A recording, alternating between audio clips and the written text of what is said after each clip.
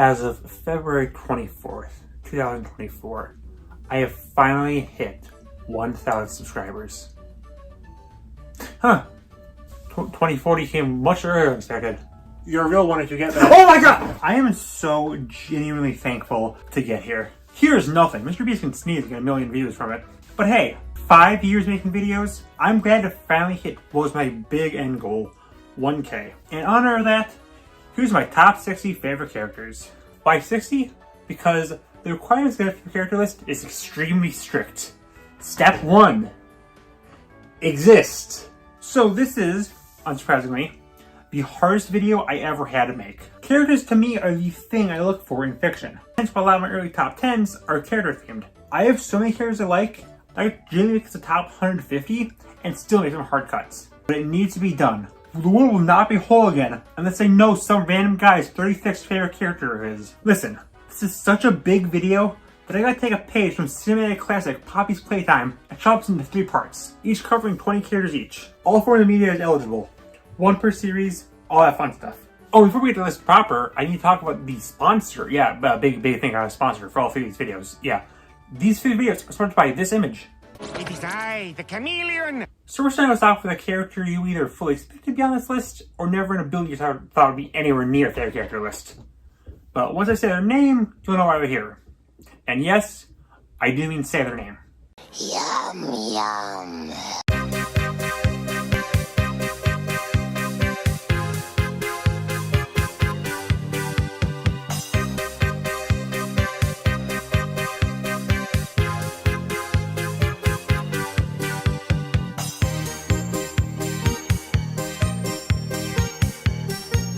Huh.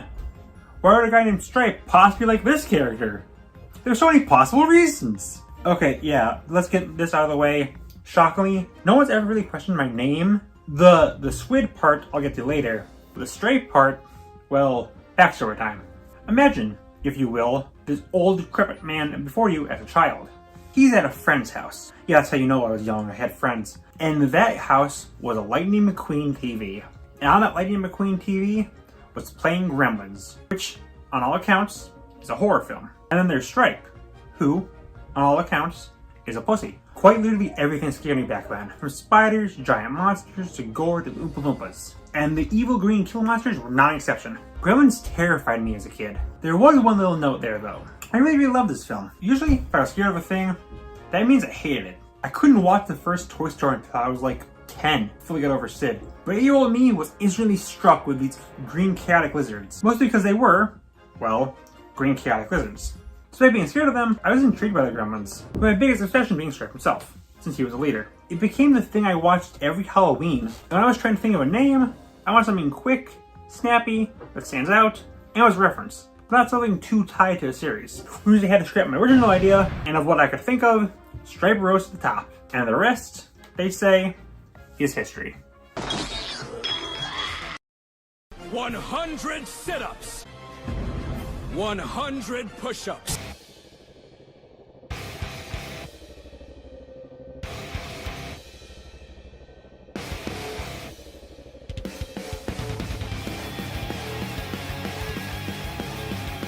Here's the first of my, wait, you were my favorite character in your series for the last 4 years. Why are you here? Characters. Yoim Sifil Siltifor Wayai Yawage characters.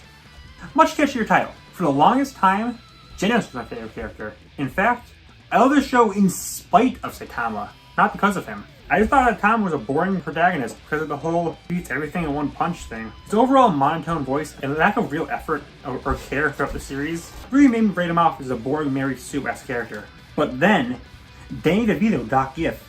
Like I always knew the whole thing with Saitama was that he was a shonen protagonist at the end of his series thrown at the start. But I never fully got the whole, oh yeah, he's kind of depressed. OMG, for real like me. This all really hit me when I saw the death battle he was in, and saw how he really was just a depressed man who wanted purpose, despite his power.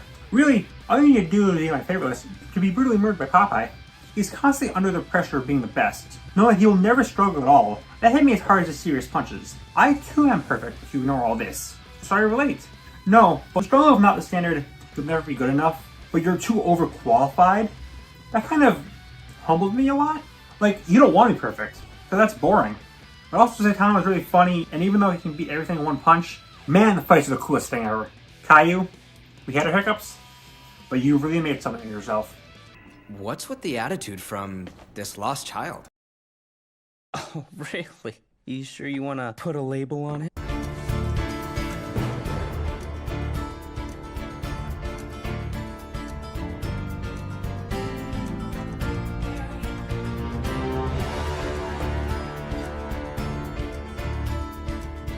Was a movie I always really loved. It was right when Disney became my main focus interest, and the songs and characters were the perfect in-between of the classic whimsy of the classics and the slight edge and wit of modern day. I was always a little saddened that it never got a sequel or anything. I mean, it got a TV show, but I'm an adult who doesn't need that kiddie show garbage. I still watch the kiddie movie garbage though. So who cares? I'm skipping it. But wait! This Kirby animatic includes a song from the show. Hot dang, I gotta watch all of Tangled series / Rapunzel's Tangled Adventure 2017. And this show, while all the old characters are great, newcomer Varian is the one that's really struck me. He's a socially awkward, tech-obsessed, lonely nerd who starts as a minor character, becomes an antagonist, before fully defecting to the good guys. This describes half characters on this list. Varian was the last character finalized on this list. Mostly because, again, he's got a lot of competition in the awkward genius field, but, he's got banger songs. I have his arc of maturing as the series goes on. He's threatening as a villain, he's funny as a scrimbo. Whatever he throws at me, I'm as ready as I'll ever be. Don't worry about me. I am sure I can find another assistant in the next 5 minutes. Not quite.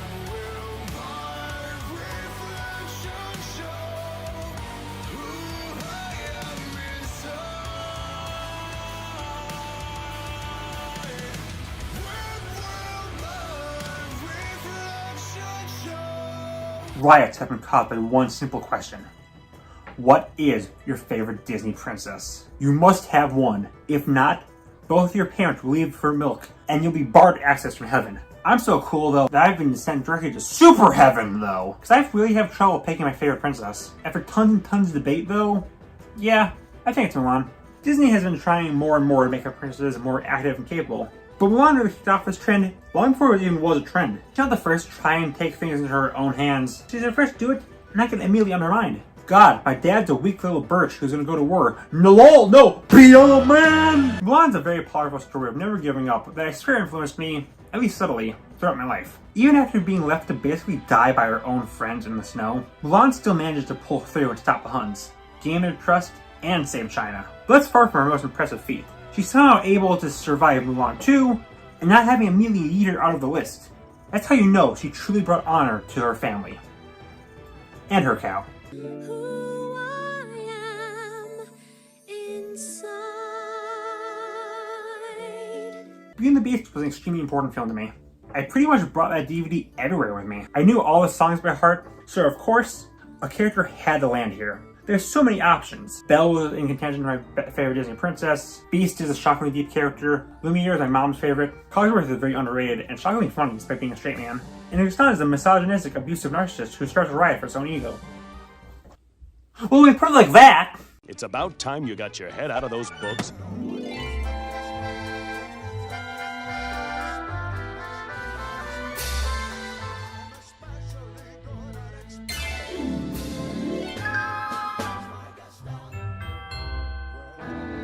Well, because a fun fact, you can like characters who are bad people and still acknowledge that they're bad people, and I probably wouldn't hang out with them in real life. I love Godzilla, but you know, if he was destroying cities in real life, I would not invite him to tea. It's not all the things I said, but he's fine because he's funny, so yeah, they're fine, it's all fine! He's the first one that's easily my favorite character type. The funny villain who's also a genuine threat. Gaston is another character who's been there basically my entire life, and never left. He was always there, just like Humpty Dumpty, Puss in Boots 2011. Not only was he such a big part of my childhood that I got a plush of him, why does this thing exist? But my Disney face came along at the same time I started using the internet more frequently, which was like peak Gaston era. He was everywhere on YouTube, poops, remixes, and illegal re-uploads of House of Mouse. I swear, no one exes like Gaston. It was just a permanent part of my vocabulary for a solid 5 years. My parents loved it, and my dad definitely looked at his build intensely every single night considering the option. How do you have my favorite character list? Be a part of my childhood. I am so happy I had a woman right above this, guys. Again, this is from my childhood. I changed. 11-year-old me would have loved Andrew Tate. And that's why my dad should have used the belt. Antlers in all of my decorating. Pathetic.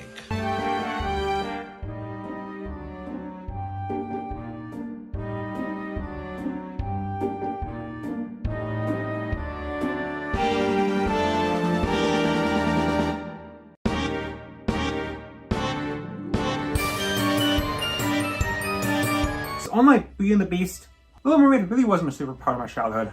I saw the film, of course, but I really didn't like Ariel until more recently. Despite that, Ursula was always one of my favorite villains. If you couldn't get it, I kind of like cephalopods. Having your entire bottom half be a squid, very epic. I love hentai. A lot of what I said about Gaston applies here. Funny, also threatening, Puss in Boots scene, I quote, body language, more than I should. Also, she's purple, so she just barely edges out Gaston, the favorite Disney villain. Well, favorite of the main animated canon. If you want some not from that, but still owned by Disney, well, stay tuned. Nostalgia is a B word I can't say because I don't swear. You know, I was thinking about that. And the thing is, I really don't care.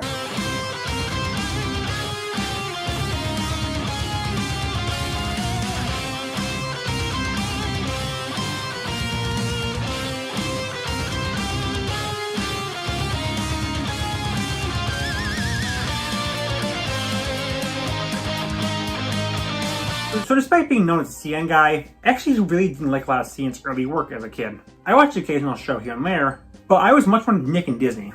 I hated a lot of their work that I now love. The one exception, for reasons I don't know exactly why, was Foster's Home. I really can't explain why, though I had a few imaginary friends of my own back then, so that could be it. And so from today, actually, they're all of you! None of you exist. You're not real. And also Jerry. He was in my basement. Classic Jerry. And throughout that all, my favorite character was, always will be, Eduardo. So rewatching really made me see the light. The light being that while Eduardo is really cool, Wilt is the man. In a show that's shockingly more mean-spirited than I remember, Wilt brings me back to the time where everything was nice. That's his whole character. He's an extremely nice guy to the point where he struggles to say no. And that's both really funny, but also really sweet. He really is the ideal best friend. It gets really sad when you find out his backstory, where he was created to be the best friend of a kid who loved basketball named Jordan Michaels. Oh, he's named after the guy from Space Jam! Daffy Duck! But unfortunately, he was about to get killed to death, so Wilt pushed him out of the way, losing an arm in the process. And despite that, he's still a wonderful little scrimbo. And also he's really quotable and a silly. Guys, again, nostalgia is super powerful. I have a mighty need!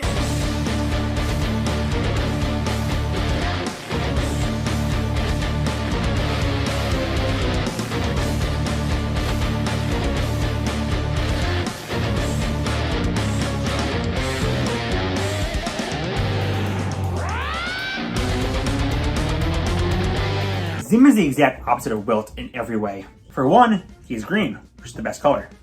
So he's easily above that stupid red idiot! But also, one's a tall, soft-spoken friend to all. And the other is a small, really loud guy who probably has a higher kill count than everyone below him. I know it's shocking. Wilt really put up a good fight there. But also, I didn't really like Zim as a kid. I wrote the show off as just Randy equals funny and gross stuff. And that's true. I just realized that Randy equals funny is actually really funny. Now, people screaming, not funny. This is Richard Stephen Horvitz, where it's hilarious. Genuinely, the more and more I think of this show, the more and more I can see my vocabulary shifting. Which is shockingly a problem I've hit several times actually. A decadent English class is nothing compared to Silly Alien. Zim is just one of those characters where I just love seeing them doing things. He has the power to just go to school, or walk, or talk, or on a phone. And I don't care. I'm locked in. He's just got that energy in him. Also had 5 hearts and a bunch of other organs, and it's really spoosh. I love this silly green alien guy so much that I read his comics. I read a book! Again, much better than my teachers.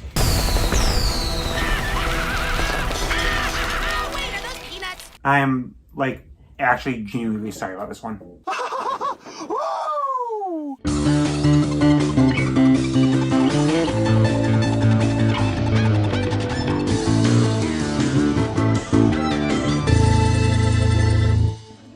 I really wish my favorite regular show character was literally anyone else. This series is highly associated with me, so I don't think anyone would really care if it was literally any other member of the main 7 got here. The problem is that it's one that landed here as a character that is so underused that the show is going to mock how underused he is, only for that scene to be cut. Which is so ironic, Alanis Morissette is making an entire song about it. Listen, this is another, guys, sometimes a quirky pick.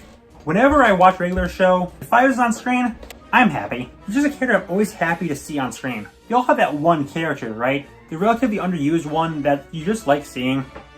high five goes to that for me. I like his really nice relationship he has with a girlfriend, which is really funny that a dead guy has more game than Mordecai. Actually, wait, is he dead? He dies on screen several times. The show wasn't clear on that. His friendship with Mordecai is a lot of fun. He's just as silly, okay? You can say he's just set dressing, but my god, that dressing sure is tasty.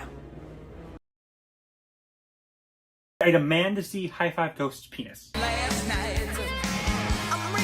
Remember I started with a lot of cool, unique picks like an anime character and a horror villain? That was so fun, right?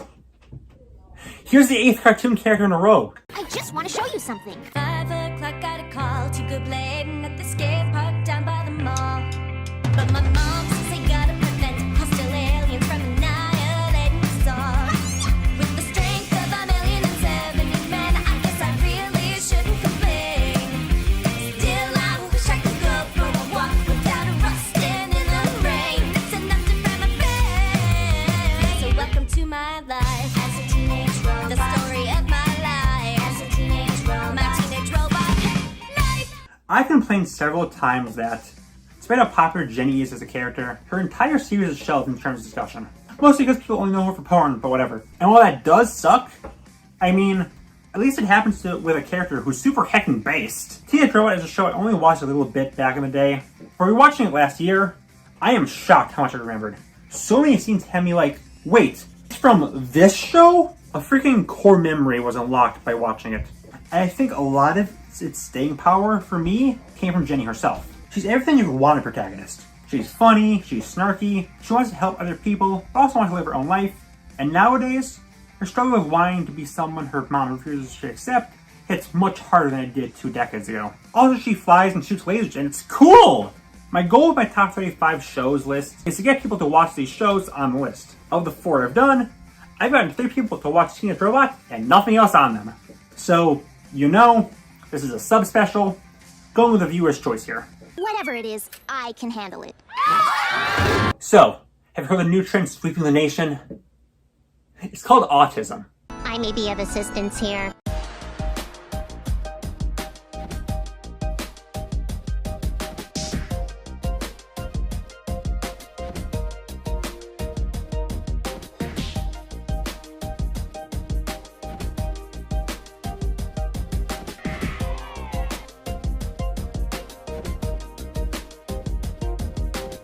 Guys, I like Cartoon Network. Did you know that? Did you know I like Cartoon Network? Did you know that's a really fun fact? No, let's really snug up on me. I always liked Dendy as a little Scrimblow, but I wasn't expecting a billion years for her to make it on here. I think she hits the 5 effect of me just being happy whenever they appear, but this time she appears much more frequently. She also hits a lot of other things I like.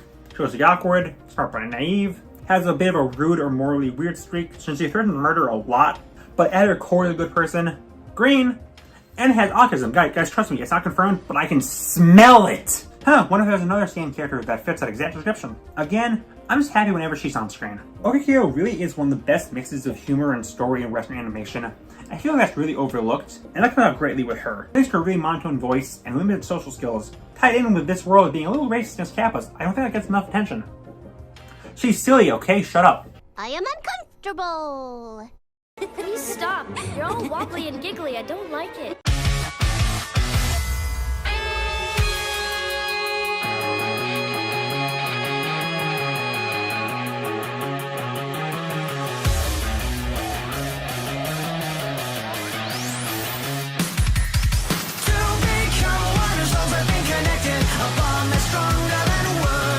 So, out of every series I'm discussing in this video, Soul Eater is definitely the one I'm the least into, hence why there's no honorable mentions. I mean, don't get me wrong, I still like it, mostly for the Halloween aesthetic, but most characters don't really grab me. I think that makes Crona making it this high all the more notable. Again, I love socially awkward weirdos, and they're the prime example. Yes, they. I don't care what the dub says, we respect the true NB monarch. There's a lot of ways Crona could be taken. Starting as an abused minion of their mother Medusa, but they took them in the best way possible, being a nervous wreck. I don't know, something about the second in command being the big bad, who's backed up by the power of Venom, being a complete loser. It's funny, I'm laughing. It makes their heel face turn all the more satisfying, and their bond with Maka all the more sweeter. Also, they're just super cool. Sultan Gaia be danged, my person can work a sword. In a world full of demons and ghosts, sometimes the scariest thing is just talking to other people. And the best way to overcome it It's just being a little scrimblow. So, how is it? It's the Muppet Show with our special guest star, Miss Rita Moreno.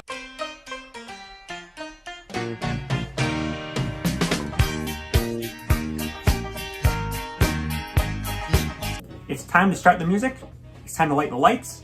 It's time to tell you why Kermit's landing here on our little show tonight. Muppets and me go way back, thanks to my parents being fans of the original show, so it was always there. I mean, Muppets are always relevant, but never really in the big show spotlight. Despite all the clamoring for every movie to be remade with Muppets, no one ever cares whenever we get a new piece of Muppet media. Nowadays, all people take them for is streaming service filler shows and mainstays at the Game Awards. But even if we never see our felted friends again, I'll always cherish them.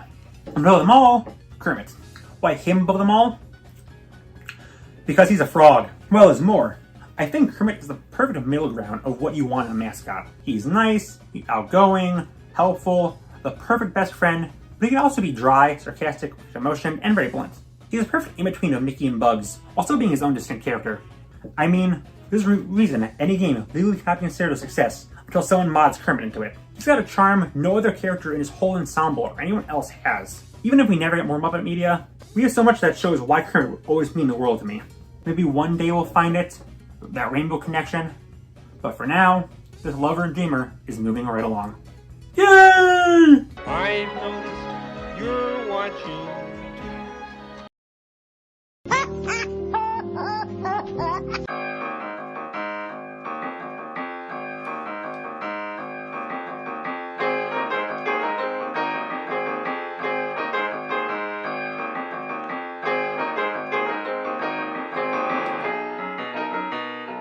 You can basically control C, control V last segment, honestly. Peanuts holds a similar grasp on me that Muppets does. The only difference between Snoopy and the crew have been more prevalent in my life. Snoopy has also popped in my life in weird ways.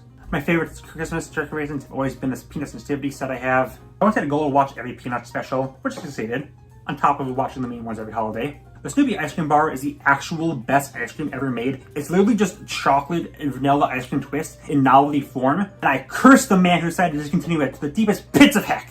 And of course, one of my first favorite videos focused all on Snoopy. Good old Snoop Dogg is just another character that always makes me happy. Even for visiting some of the old specials and comics, you may realize he's not just a cute man's best friend, he's actually a little rat gremlin that likes chaos. But that just makes him better! He's still a little joyous boy full of life, and I love him. And of course, he's a huge part of my life. Of all our lives. He is eternal. He knows all. He is all. He is Snoopy. If you get that reference, you're a true straight OG. I was always willing to heal your wounds.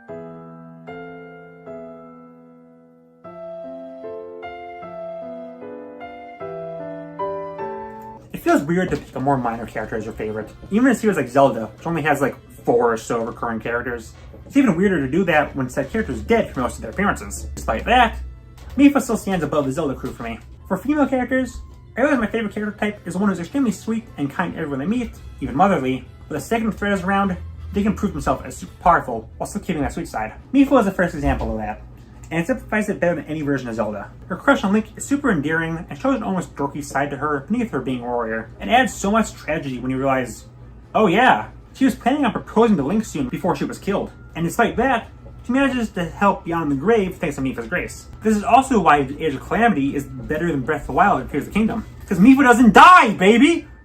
We love Fish Wife in this household. I believe in you.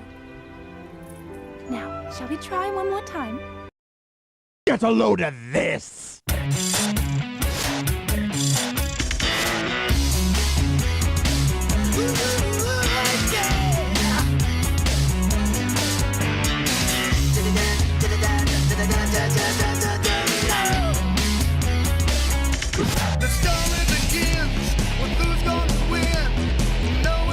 Sonic is a strange series to me. I got into it during the late 2000s. You know, think of it being the world's biggest punching bag, with every game being ripped apart being poorly made and having legions of characters no one likes. melodramatic dialogue, and solid-minded horny furries for a fandom. And right when you think it couldn't get worse, the official Twitter decides to also bash the series. One thing manages to rise with the toxicity though, and that's the funny science guy. Dr. Eggman is like an egg himself. He's a perfect ingredient to be thrown into anything to bring the life out of it. A more serious story, a more silly story, main villain, a reluctant ally, Jim Carrey, a wonderful fluffy cake baked lightly, left to dry just a bit so you can really bring out the zest. He has it all. Not only that, but he's not just a simple cartoon villain. You can tell he learns from his mistakes, changing his plan every game and increasing his scope. And of course, later grown to genuinely care about his adopted daughter. Also, he's funny. He's really funny. When the closest to controversy you can get in this fandom is if we should call you by your real name or nickname, you don't gotta be snooping as usual to see why he's got the master plan. I don't care! Just push! We have to hurry! I already have my revenge planned out, and next time I will not fail! I don't want your money, I want your shirt. I can't count the reasons I should stay. One by one, they all just fade away. Oh my god, a live action character? We can do that?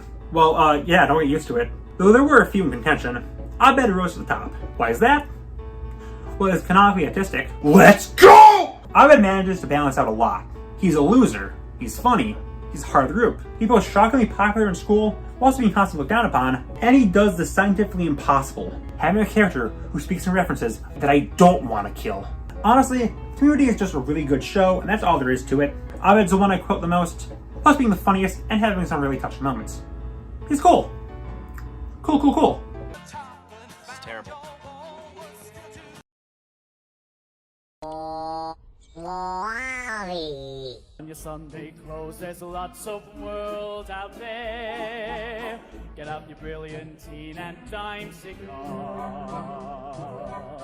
We're gonna find adventure in the evening air. Girls in white in a perfume night where the lights are bright as the stars. Oh, thank God, it's been a while since a Disney character. I was worried I was actually becoming a functional adult. So WALL-E is another film I grew super attached to for years. My mom and I even had a tradition for a bit to watch it every Earth Day. It's one of the few, heck, possibly the only piece of media with an environmental message that's not super preachy. But who cares about bettering the world? The robot is silly! Yeah, WALL-E himself really helps this film be as iconic as it is. He's just so cute, man, I can't handle it! And despite not talking very often, his everything is still so gripping. His personality, his goal to get his plant back, and of course, his relationship with Eve, which is up there with one of the cutest relationships I've ever seen. This is true nerd and jock shipping. I'm so glad they have it! Square!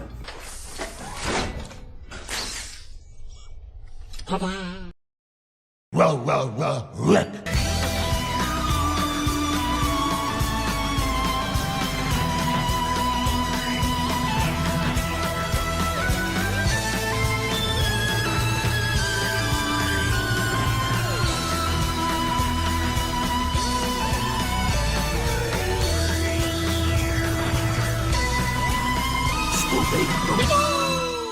Hands down the biggest, you actually do make the list moment on here. Scooby-Doo has always been there with me, but I didn't realize how always there he's been with me.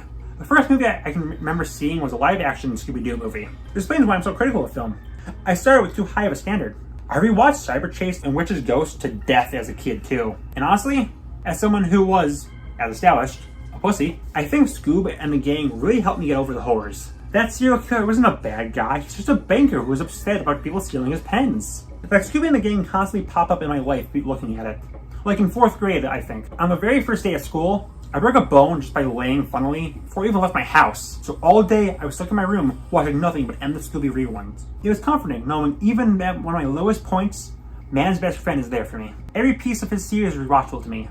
Well, besides Velma. But I'll give Velma this. Thanks to that, guess who decided to be cool and show what's new with the series No Mystery Incorporated. Palpatine may not be my favorite cowardly canine, you'll never guess who is, but he's definitely still a good boy. Oh, you might be wondering why. Most of my praise is for the series. Scooby himself is here instead of any of the other members. It's simple. I like dogs.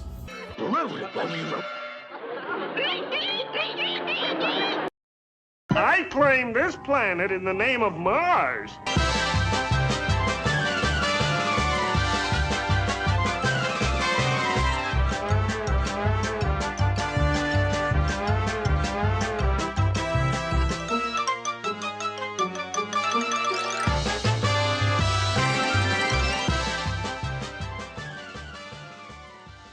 I have a deep appreciation of classic animation. As a kid, I watched a lot of Popeye, Tom and Jerry, Felix the Cat, classic Disney, Betty Boop, heck, I guess Henry counts now too. And while Dick, Dashley, Popeye, and especially Tom were all highly considered, Looney Tunes has always been the best for the golden age of animation. And my favorite of the ensemble has always been Taz. Okay, it rotates a lot between him and Marvin, but I'm wrangling in a Marvin mood right now. Where does he get a nod? Well, he has green in his design. That's how you win in my book. It's actually quite easy being green. Frick you, Kermit. And like, Looney Tunes is all about being funny, and I studied at Harvard for 5 years to finally deduce that Marvin is, in fact, humorous. He is quite possibly my favorite voice of any fictional character. It's just so inherently funny to me. Plus, I love the constant gag of him being reduced just to helmet or shoes. I love my favorite characters in Pain.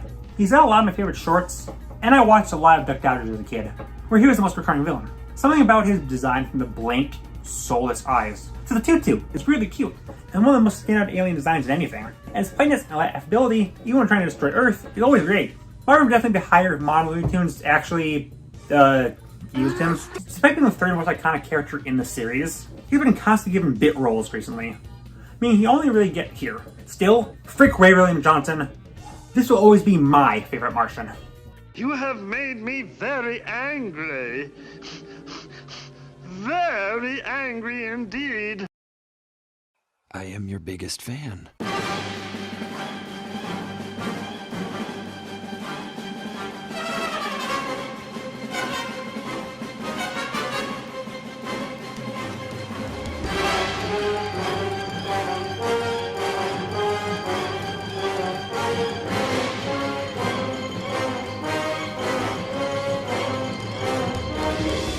I don't know how relevant this is when I release this, but when I started rating, there's this thread blowing up of dark moments in Incredibles, which really made me realize how truly great this film is. Stuff like attempted suicides, the struggle of a dead-end job and a corrupt boss, and Helen grabbing balls of Incredibles. Your balls look heavy, sir. But one thing that always stands out to me is Syndrome. It managed to perfectly dissect toxic fandom culture almost a full decade before it was really well known, and in turn, making possibly the darkest, maybe even realest villain Disney ever made. Like, he actually commits genocide. Take the superhero facade away, you put a man as evil and even realistic as Frollo. But there's a twist here. He's a loser, baby. How would you have someone who's a perfect example of toxic fandom, a mass murderer, an egotist, and a credible threat to an entire family of heroes, and also the biggest loser since someone who isn't me because it's too obvious of a punchline? I don't know, but they did. And it works. Maybe it's Jimmy Neutron here, showing the Syndrome is a loser beneath it all, but somehow, Syndrome managed to be a beloved villain from my childhood who still managed to hit hard today. You can't count anyone, especially your heroes. But you can always count your villains. No cap, and no capes. You sly dog! You got me monologuing! I can't believe it. Surely I deserve some thanks too!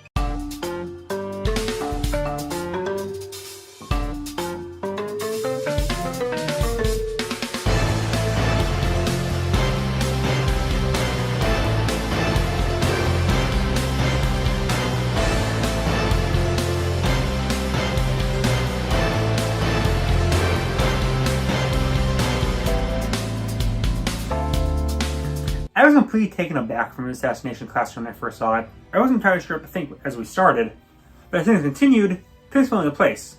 Mostly thanks to Korosensai. He started as a villain, so it seems, ready to blow up Earth, but the more and more you get through, the full story becomes clear. That being, well, a lot. He actually wants a man, not a Pac-Man octopus, a master assassin, forced to destroy the Earth and not of his own volition, and most notably, genuinely cared with a group of loser kids who were tasked to kill him. Okay, sure, he has death, that he's a character. That's lame, that's boring. I want a kid who's actually a goober. No worries there. I have a double outside on R&R duty. Oh my god! Yeah, he balanced it all out by being such a commanding presence every time his color-changing face is on screen. And the ending, I'm not gonna spoil it, but it's up there as the saddest moment in anime for me personally. Listen, if you need to be sold on this guy, I am the most anti-horny guy on Earth. Perfect characters are instant turn off. I hate horny so much, I got a horn dog friend to literally stop retweeting porn on Twitter because he knows he doesn't want to see it. I still have Koro, despite him being a gooner. That's how you know he's based. What kind of talk is that? Nonsense, that's what it is! You can do this! Think positive! Sorry, I've never heard of you.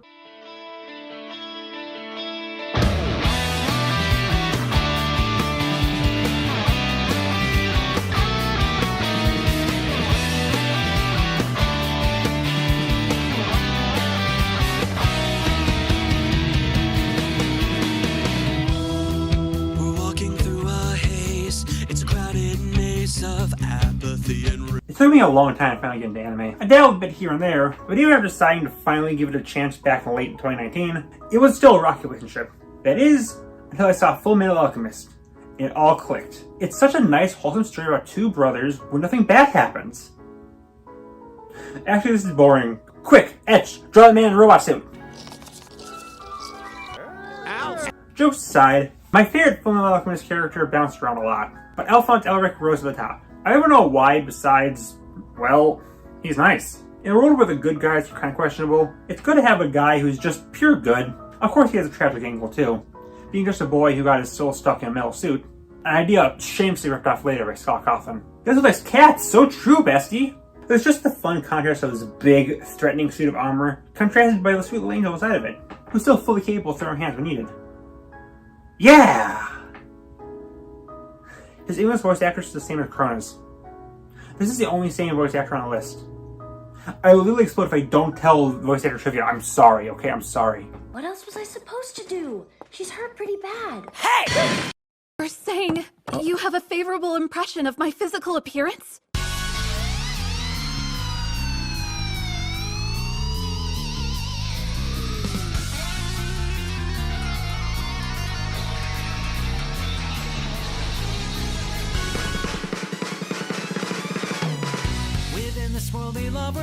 Like nuts in a mixed bag. So first thing, I have read a good chunk of the manga too, so I'm not just basing this ranking off of the anime, because I know it's a little weird to put a more recent character this high. Second, yeah, you can probably see why I love Yor based on things I said previously. Again, other characters are big dorks, Yor is a big dork. Other characters are super sweet and kind of motherly, that's your mom. Other characters who can still throw hands when needed, she's an assassin, so yeah. In both the anime and manga, she perfectly balances between being a very good help to her family and doing everything for Anya, and a whole entire murder. It's great! And the big reason why she's here. Despite being the most anti-porn guy in all of humanity, I am cursed to have every character I like be known associated for Rule 34 bait. This will not be the last time. As you shift your weight, channeling all of your strength into your shoulder. Boom! Okay, let's go then. If everyone is not special, maybe you can be what you want to be. So fight as hard as you can, you find the answers that you see. 1, 2, 3, 4, 5, 6, 7, 8. Whoa! 4 anime characters in a row? Am I finally picking unique picks? No, lol, don't expect another anime character for a while after this. But hey, it's a good one to leave off. Yor is one of my favorite character types. Here's another one. Autism. Shigeo is a precious little bean, a bright little ray of sunshine who, despite his great powers, just wants to live his life. He's soft-spoken, socially awkward, can't read the room well, plus isn't good with girls or fitness, but he remains a little sunshine baby despite it, and I love him. It goes to the show too, but it's really admirable how he managed to get you more interested in the silly side stuff than the epic anime fights. Now that that's bad, it's great too, but I just love seeing Mob and his interaction with the cast. This truly was a Mob Psycho 100.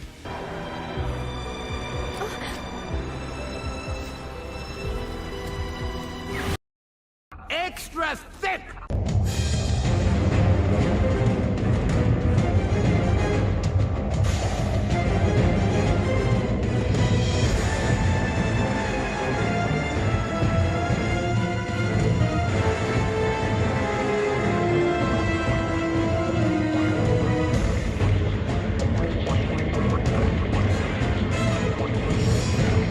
Samurai Jack is a very unique show. It came out when superhero action shows were extinct, and more notably, he was the only CN original to not primarily be a comedy. Also focused almost solely on Jack himself, who just barely doesn't qualify as a silent protagonist, as he only has maybe 2 or so lines per average episode, letting his actions do the talking for him. It's a very mature, near dialogueless action show. Aku spits in the face of that. He's an extremely hammy, very loud, big bucket of cheese. That makes him very weird coming from the most obviously evil thing since the devil himself and your average politician. But it really makes Aku stand out even more. The show already starts with Aku at the top. He rules the world now, so he can be as loose and silly as he wants. And the show does realize what they have. He's still a dangerous adversary, capable of really breaking Jack's spirit, massacring villages, and so on, but you can also have him be a total bro. One episode had him finding out one of his robots has developed emotions, so he kidnaps and presumably kills his dog to get him to listen. Another had him retelling Red Riding Hood himself. Spin the wheel, dearie. Will it be Satan or Scrimblow? Ah, shit. If he's the shape-shifting ruler of the world, honestly, I think things can stay the same. No need to go back. I will cure the world of this plague of hope. I will unleash such evil. I am Mojo Jojo! Obey me!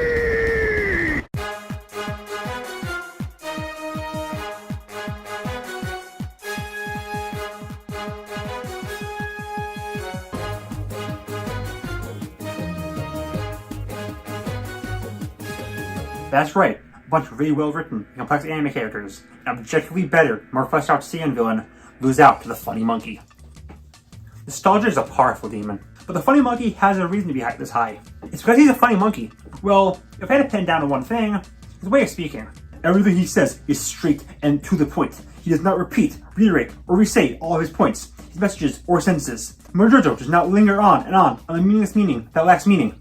For Mojo Jojo is always direct with what Mojo Jojo wants. Also, he's super consistent. The anime doesn't hold up, and anyways, the reboot was more disappointing than the anime, but he's the best part. You could argue that he's just an average cartoon villain, but no, he's a perfected version of it. He's the silliest, most affable, and honestly kind of pitiable. There's a handful of episodes where bro's just hanging around and the girls beat him up. Also, watching a lot of old Saiyan commercials made me realize that we also think he's the greatest. He's always the laser focused. So yeah, nostalgia's a big reason why he's this high. Always there.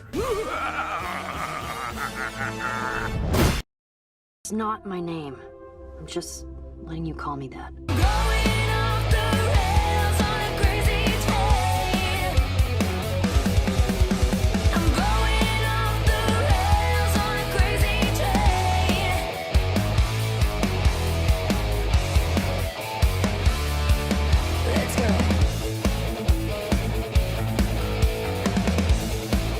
Infinity Train is my favorite show that you physically can't legally watch. It's great. It's why it has one of the highest number of honorable mentions. My favorite character spots Stone a lot, but you gotta look into yourself.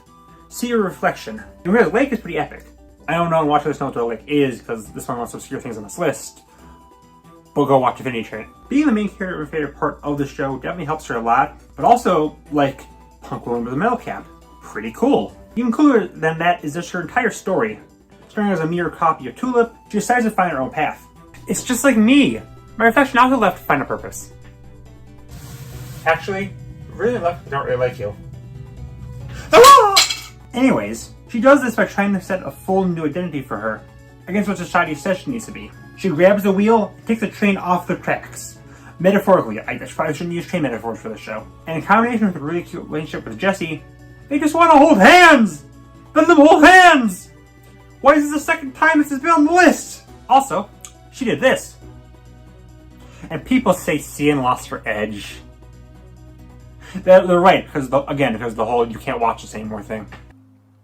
Yeah, get it out of your system.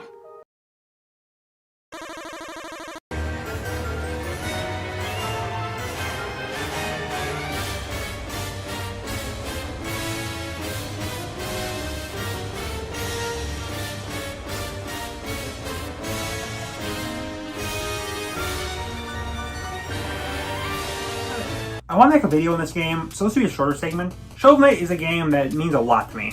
A game that consistently failed exists. How? I don't know. Because I have Play Knight Amiibo, Play Knight Plus, playing this on my channel banner.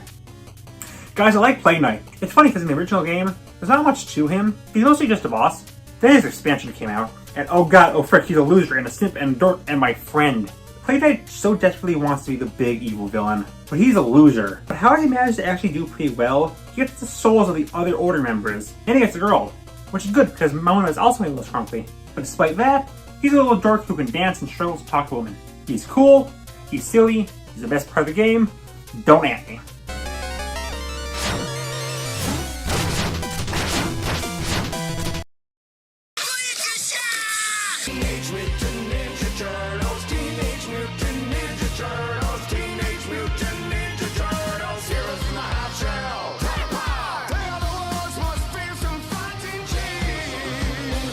So, this is weird, because in a way, Mikey shouldn't be here. He's actually not my favorite TMNT character. Rise Donnie is. And it feels weird to focus on just one specific version of a character, especially since I'm so consistently in love with every version of Mikey. I mean, I started with 2012, While most Turtle fans were comic book kids, I was Booyaka Shaw Boy. And the 2012 series loved Mikey. And for good reason. Yeah, he was a funny guy, a party dude, if you will, but he was also a clear heart of the team. All the other Turtles had a clear brotherly bond with him, but they didn't really care between the other Turtles. Not that helping out Leatherhead. I always loved the idea that he had the most natural talent of the other Turtles, but he was just simply too lazy to surpass his brothers. They created a way to explain why he can use such a complex weapon and fight alongside the other Turtles. I can also relate. I can use my video editing talents to do something productive. Instead of analyze a SpongeBob meme, Mikey is always the guy I can rely on, no matter the series. If he's a terrapin, I'm always totally up for it. Besides when he's simping for April, but you know every turtle has, I'm just letting him slide. Wait, I changed my mind. I think I want to fight the purple guy.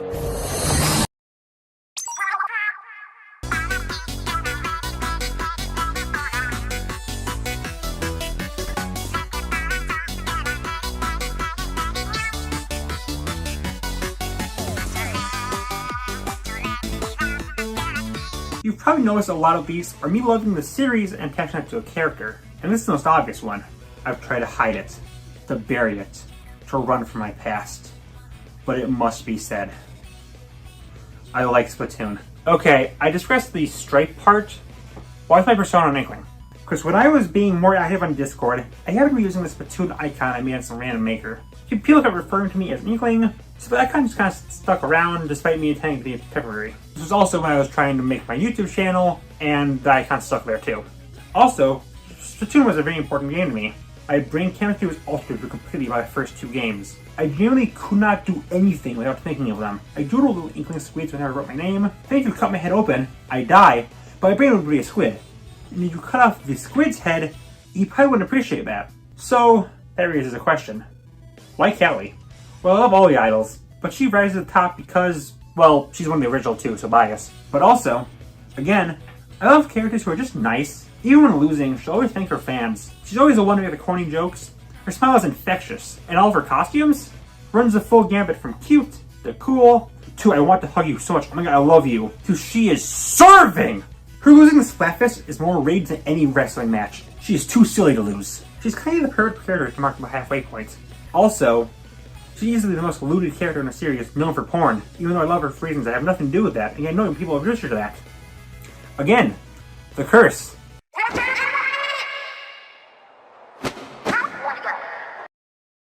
You are so cute, I can't stand it!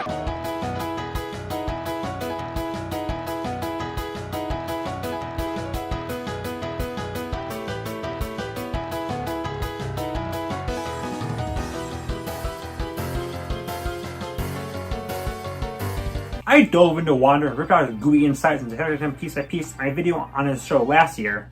So again, this will be brief. I've used terms like Scrimblow and Scrunkly in a lot of these, but Wander, he was a blueprint. They took pieces of every Scrimblow to make Scrimblow Prime. This little orange sock wants nothing more than to make everyone happy. This could be really annoying, but it's not. Mostly thanks to Jack McBride's performance. Everything he does just feels super genuine. Especially when you realize he doesn't want anyone to be alone, because he was once alone. Wander is a character I'm again always happy to see. But unlike the other examples, he's the main star. Get yourself a man who can face every issue with a smile, a good song, and a magic hat that can give him anything he wants. But that part's super important, without it you'll never find love. Dark side of the Force is a pathway to many abilities some consider to be unnatural.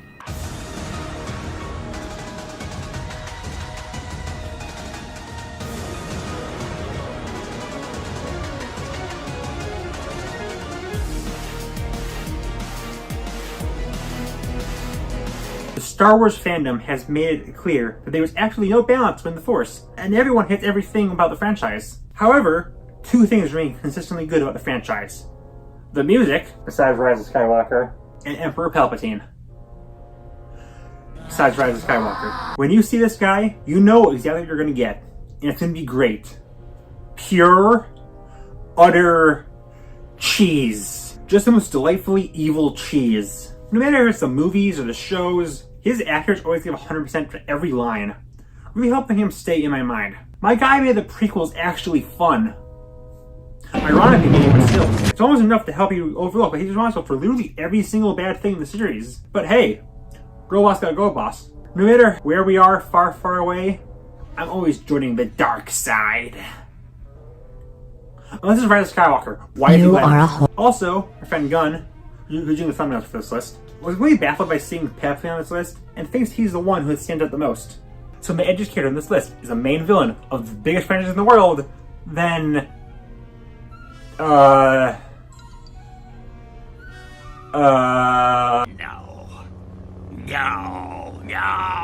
You must die!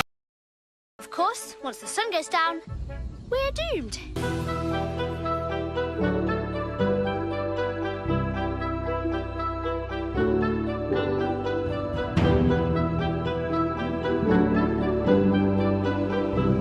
This was a very last-minute choice. For a long time, including the initial script draft, Kaisa was the Hilda rep. But the more and more I thought about it, diving deep, I realized, oh frick, the show is called Hilda. She was the main character. Genuinely, if Kaisa was more of a cameo in the movie in the 3rd season, she'd probably make it here.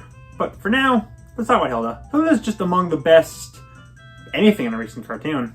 Her relationship with her friends is so sweet and it's refreshing that it stays platonic between all three. Her relationship with her mother is shockingly realistic, yet still sweet, and she balances out being a pure little bright of light while still being a mischievous and self-centered child. Because, well, that's what children are.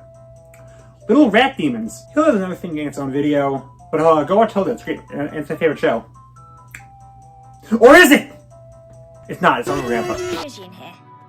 How does an armchair fall down the back of the sofa anyway? Claws off my grandson, Vilgax.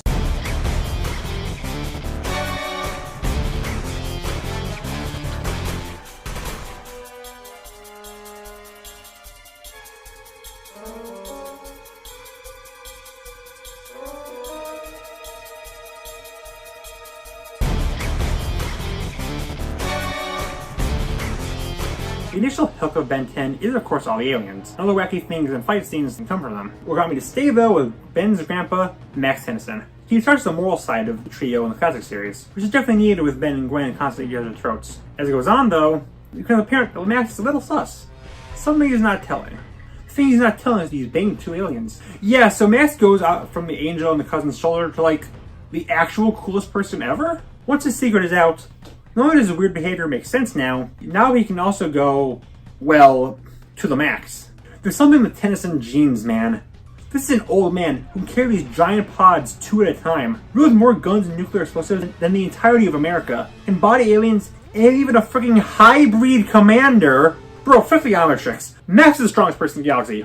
Max can rip apart Vilgax with his bare hands. Max is a great voice for reason, who adds so much to the series, only held back being sidelined more and more as the series goes on. The Ben 10 villains barge into CN offices and force them to downplay Max, just so they could have even the slightest chance. But you can't stop the GOAT. Got to get the ship under control. Before I start this, I wrote this part before Kung Fu Panda 4 came out. Onto the entry. Goodbye!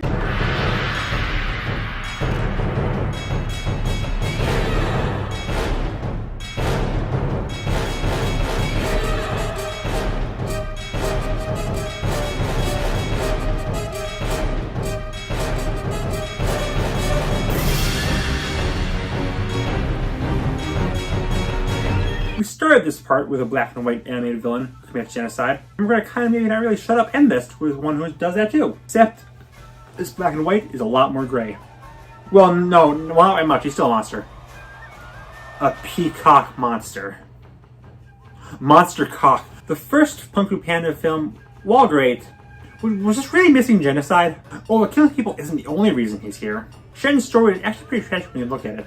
An heir to the throne who was, according to the creators, neglected heavily by his parents, likely due to his albinism. This led him to try and find a way to prove himself, which led to the side of Gino.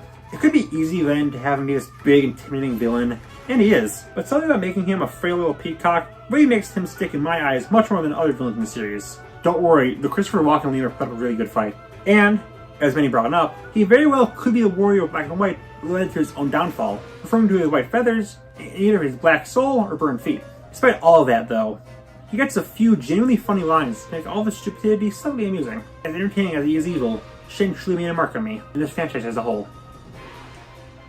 I just love cock. show off. Here's an idea.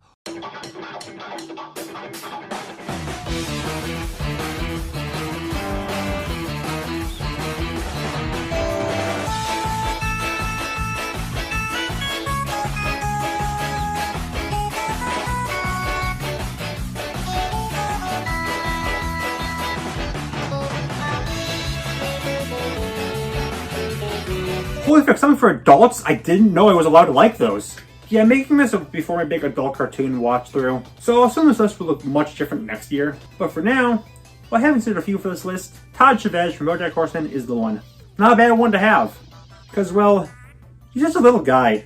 Todd walks a very dangerous line. This show is trying to deconstruct a lot of cartoon tropes, because like a life isn't just a line of unrelated random silly moments. And yet you have a character who's mostly comic relief. They work with this by actually having him be really integral to the entire show, as BoJack's kind of bum friend who lives in his house who still has a heart. In fact, might be the only really nice character in the entire show. It helps that all of his side stories do trend to tie to the main plot, so they can have their cake and eat it too. And it's like a really good cake, because everything he does is just absolutely hilarious. And of course, we have his Ace arc, which came at a really important time in my life and helped me realize that he is just like me for real, making Todd genuinely one of the most integral characters to who I am as a human being person. So I'd ask, if you got that going for him, how is he not even higher? The wager's $8 million! Well, guess I'm broke again. Undertale held a hold of me firmly in the mid to late 2010s, just like it did with pretty much everyone, and of course, its quirky cast of characters was a huge reason why. I went back and forth here, even had a few Delta Spring characters thrown in. But at the end, this is Undertale. When you think of that, you can only think of one serpent skeleton. Papyrus.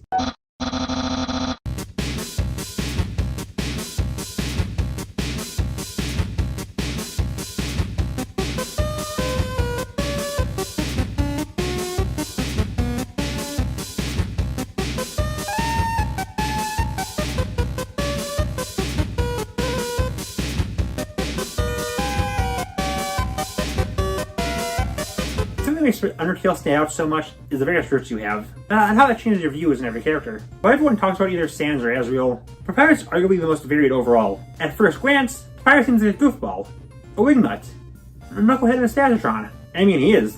But in reality, the silly exterior is only skin deep. Bone deep?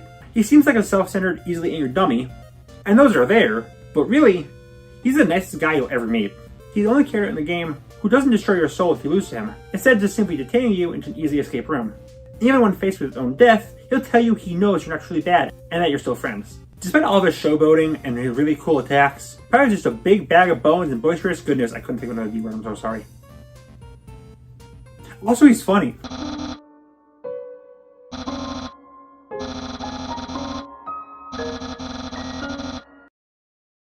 Let me handle this.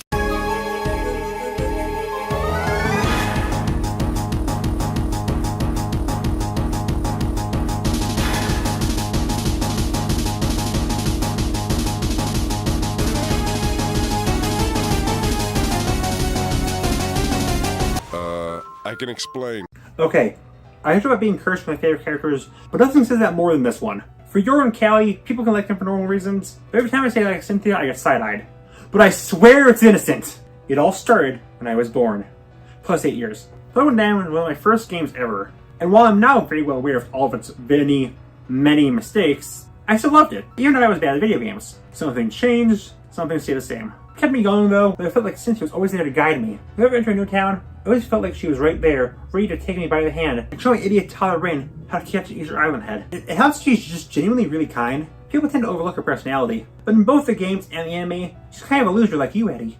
She's a little bumbling and ditzy, and loves ice cream. Balances that out by being really well informed about the past of Siddo. And of course, one of the toughest challenges in the series, when you were a kid, it's much easier if you look back, just use Ice type, but like shut up, this is my childhood experiences. And one of the highest profile and strongest trainers in it. And her design is great too, not for that, but it's really pretty. Both really simple compared to later characters, but they also really stand out. Also, they not brainwash you. She's flatter than a plank. Stay away from Cynthia Gooders! She isn't like that! Grah! Your Amazonian dummy mommy. This is a silly scream of bimbo. It's obvious you've raised Axio really well. I'm impressed. Oh, you'll become a Dragon Master. I'm sure of it. This is the best social experiment I've ever been to!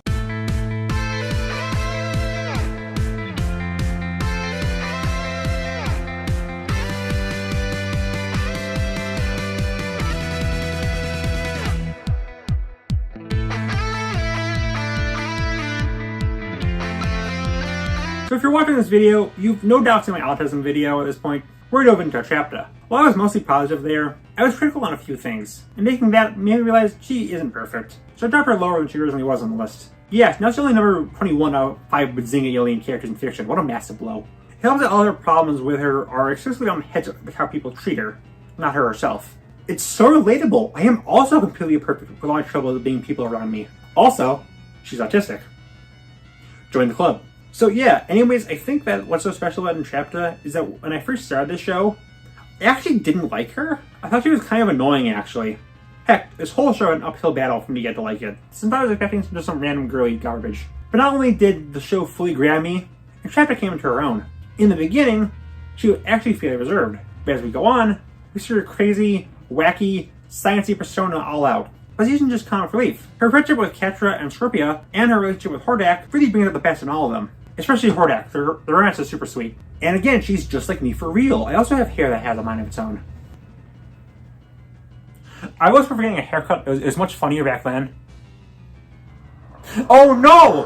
My cut hair is now sentient. It's going to destroy the camera. Now I need to wait for part 3 to end this entire series off. Oh gosh, really dang it. Oh, the humanity. Bye, everybody. Are going to spend some quality time together. Boomerang! You do always come back!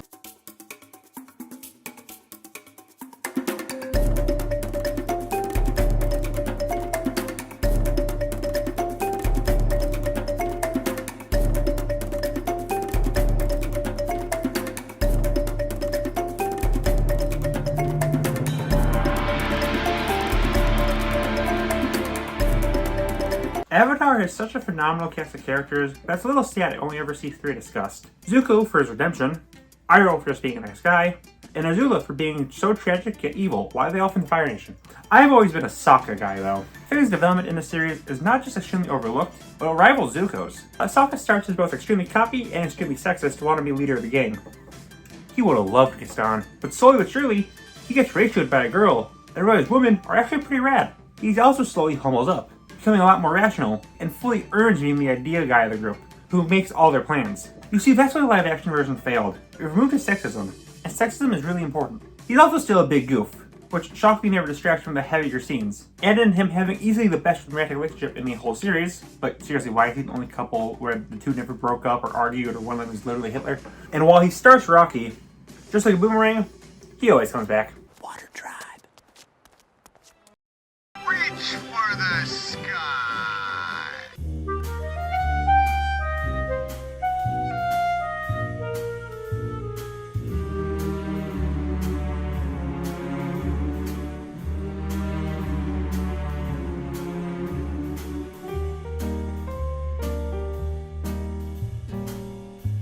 You know, it's weird. As a kid, I was a huge Buzz Lightyear fan. He was a cool space guy. His design had my 2 favorite colors. I loved the show. He had all the best lines. Certified Buzzboy. But for reasons I can't pin down, and as the years go by, my friendship with Buzz died, and I entered a passionate and loving relationship with Woody. I know I was him for Halloween one year. Was that what started the shift? It can't be. Because Toy Story was something that was always there. Woody is the best friend you can have, but not the best person, if that makes any sense. He can be super critical, sarcastic, and stuck in his own head more than that snake is stuck in his boot. But beneath his stuffing beats a truly courageous heart that will always put his friends above himself. Not to mention, as I grew up, I realized he's actually the funny one. Like the first film alone, he's just so unbelievably jerkish to everyone. Unlike the proposed rejected versions, never makes him unsympathetic and just makes him hilarious. Even if he is just a toy, Woody truly is the friend we all need inside us. That sounds wrong. Calm down, Woody. Where are your friends? Shut up, Buzz. I'll kill you. Hello?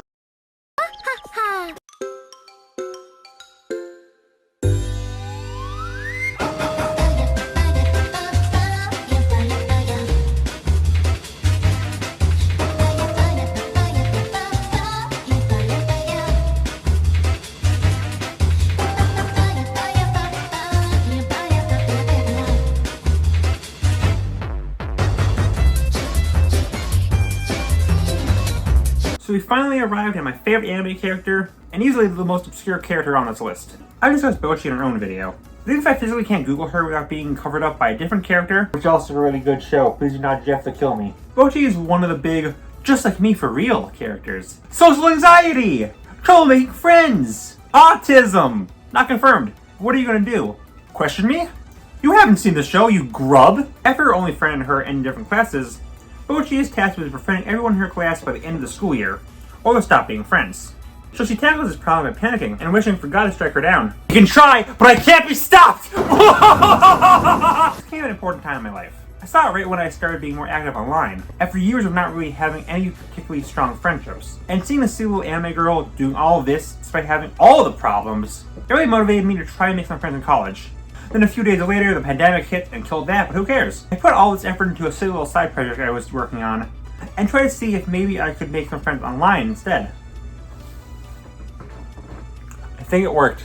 I quite literally would not be here if it wasn't for this 12-episode slice of life anime no one has ever heard of. So even though Bocchi was likely cancelled and will never see your friend again and will die in a ditch and your wife left you, I'll always be your friend.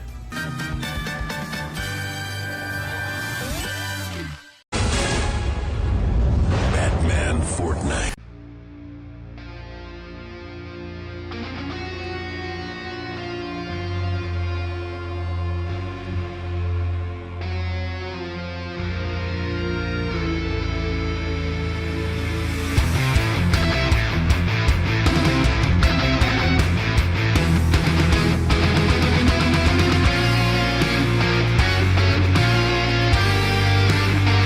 No series so far was harder to decide on for a rep than DC. I really hate that they're all in one continuity. If they weren't, Superman would certainly make this list as well. And I argued with myself for weeks so I could justify the Teen Titans version of Starfire on here in addition to Batman. But, still a DC property, just falls short. Even without that, I had to revalue my thoughts on Batman so many times, I questioned if I really should go Superman or Starfire. I mean, come on, Starfire would make such a great addition to the I am cursed pile. But no, Batman really does mean a lot to me. Even before I truly love superheroes, I like Batman. He's a bat, I like bats, easy math. But I was always fond of the various cartoons that he was in when I was a kid. Heck, even watched a lot of the 60s show. Nowadays, I realize Batman is one of the most misrepresented characters of all time. People are focusing too much on the dark and broody aspects of him. When really, what makes Batman so great is that he's the beacon of hope in the darkest city there is. He adopts more orphans than I'll adopt cats when they have the power. He may be a stick in the mud, but it's because he's seen the worst of humanity and wants to make sure no one else has to experience that. He'll ruin his own life just to ensure a happy tomorrow for the world. He'll sit with someone when they're passing, calm down a kid when they're scared. His cool appearance and gadgets are what hooked me, but what kept me coming back to the big back signal in the sky isn't the bat, it's the man. Also, anyone who just says he beats up poor, mentally ill people are dummies. Here's a panel of him taking out an entire army of goons just by giving them a job. Truly, he's a hero we need and deserve. I'm Batman. Your friendly neighborhood Spider-Man.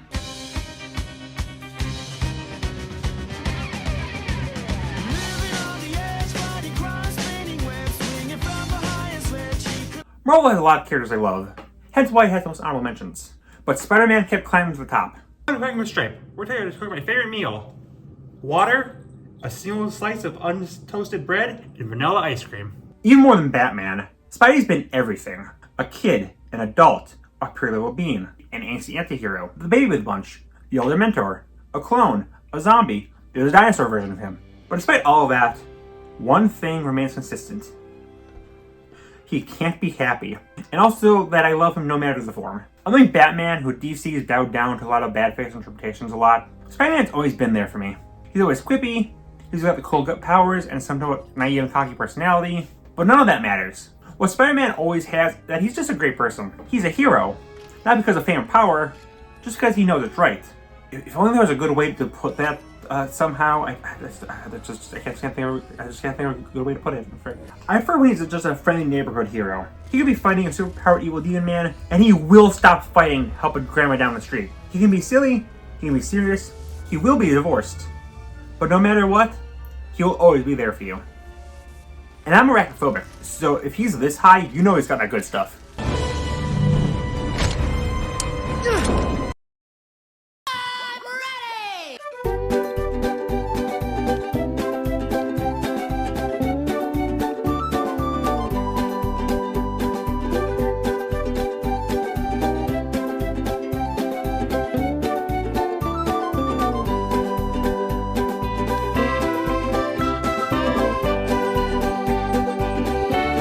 favorite SpongeBob character has bounced around a lot.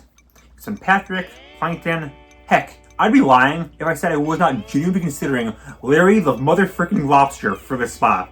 But SpongeBob just makes sense for this slot. Obviously, this box of cheese was my favorite show as a kid. And I saw the movie day one in theaters. And I had this plush from around when the Jimmy Neutron ride opened first up in Universal. But none of that matters. Forget Always There. SpongeBob wasn't hiding in the shadows. He was the walls. With me using the internet more and more, right around the time I stopped keeping up with the show, SpongeBob memes and scenes being shared around kept it on my mind. And thus, I think the funny square has been with me more than almost any other character. Not to mention that SpongeBob quotes are basically just a second language. At this point, I really think they could be taught in schools. Also, SpongeBob himself was the first character I really attached to. I saw a lot of my artistic traits in him, and nowadays, I always seems a lot more like me than I first thought. Even with the show not being in its prime, I'll never look down on the series. And I'm just so glad kids are able to grow up with this guy like I could. I mean, genuinely, I think SpongeBob's approach to every obstacle being with joy and optimism, and being genuinely kind even to his enemies, also the movie showing that it is okay to be a little silly and goofy while still being an adult, looked on to my overall worldview and made me a better person. Some people idolize and respect MLK, Gandhi, and Jesus. For me, it's the funny cartoon sponge who cannot committed both genocide and cannibalism at the same time. Oh, and memes. Memes really helped him get him here. Settle down. Take it easy. What the scallop? I'm a goofy goober! Can't we just settle this over a pint?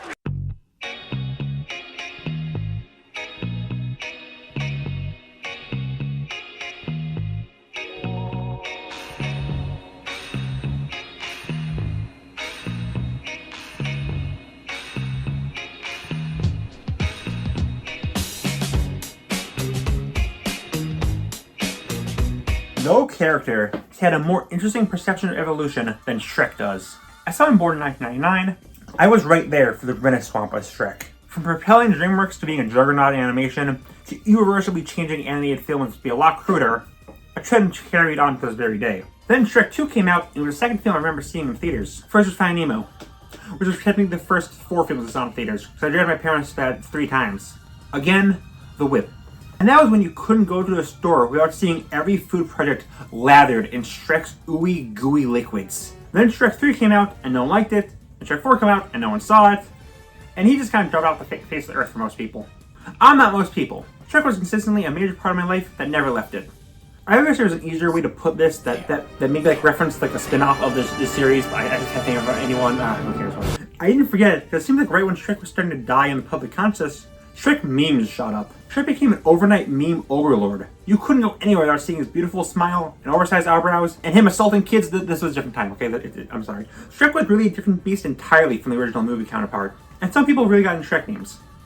And by some people, I mean me. My personality was Shrek from high school to college. I physically could not speak without making Shrek references. I reconnected with some high school friends, and they're all like, "Oh yeah, you're the Shrek guy." I'm like, "No, I'm not. That's in the past. Funny Green Onion Man does not define me." But around the turn of the decade, whether it be nostalgia, people actually watching the funny All-Star movie and realizing how good it is, Shrek Phyllis is really good videos on the subject, or Tumblr of all places, people start realizing, oh hey, these films are actually genuinely really great. And a big part of that is Shrek himself. He's a shooting star that really breaks the mold. In a world of light-hearted and saccharine leads, he's the gross, ugly, rude, comfortably himself guy we really needed. But like, that's great. There's shockingly thematic depth in these films if you, say it with me, peel back the layers.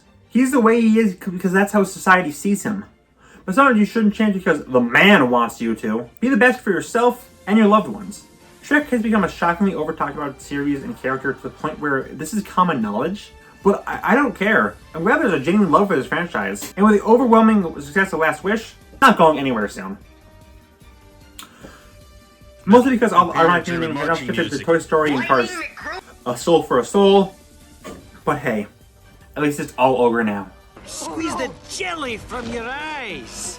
Actually, it's quite good on toast. Owl House has a wonderful selection of characters. They really make it hard as a fan to just pick one. From one of the most evil villains to Disney, to create and develop side characters, to amazing representation, and a fun main character, and son of a birch, just ace character. It's going to be freaking ace character. Actually, I'd like to try an experiment.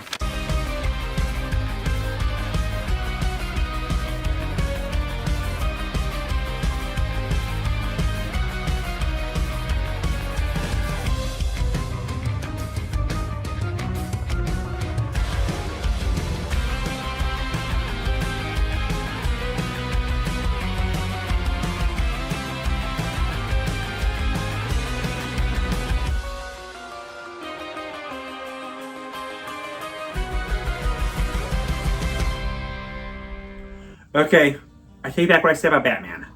This was the closest for me. And the one singular reason I'm not talking about King right now is my friend Gunn. Gunn, you motherfricker. This man basically gaslit me into putting Lilith on this list. So why is everyone consistently like 8th favorite Owl House character and my favorite?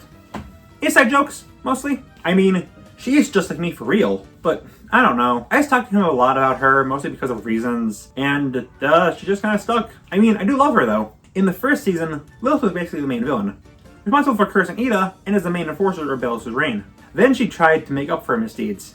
I found out that, well, you know where this goes. Now that she's freed from the Emperor's Coven, not only does she finally not have a forehead bigger than a football field, but she also has a really fun friendship with Hootie and a really sweet relationship with Luz as her cool aunt.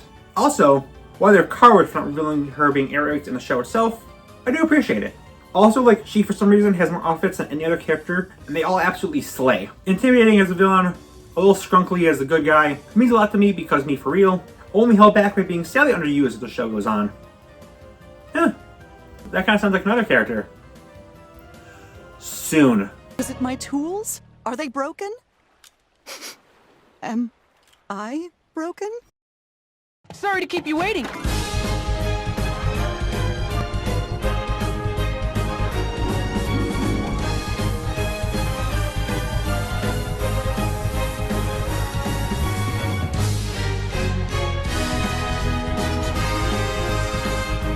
So you know how I said Splatoon overtook my life for the time? I know it'd be shocking for a guy with this PFP, but you can genuinely double that for Kid Icarus Uprising. All day at school, I was always playing this game. When I got home, I breezed through 3 to 5 chapters a day. I looked up any ranking videos or memes or fan art. I got jump scared by so much Palutena porn, but I just absolutely love this game. All the characters are great, but Pit is the one who really stuck with me. Thank God, considering that he's the main character. Okay, we have the 4th pillar character I like, it seems. Just a silly little guy main character who just wants to do good despite being beaten down. Came out 2012, started 2013. Welcome back, Pit. Pit's just a big dork. You think you might be a dork, but you simply adapted to the dorkiness. He was born into it, molded by it. He sings his own theme song, is super clumsy.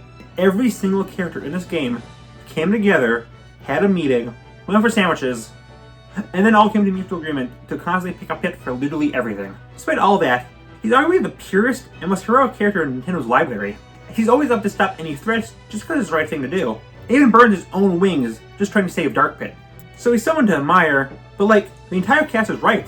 Laugh at the silly angel boy, for he makes the funny. Everyone's arguing who's funnier between Palutena and Hades, but truly, Pit is our real winner here. Also, I realize I love the look of angel wings, and I can track that aesthetic love back to him. I'm Christian, by the way, yet the silly angel game is what did that. I'm just really happy he's my favorite character in this game. I couldn't take it if it was Palutena. Victory! The things I do for love.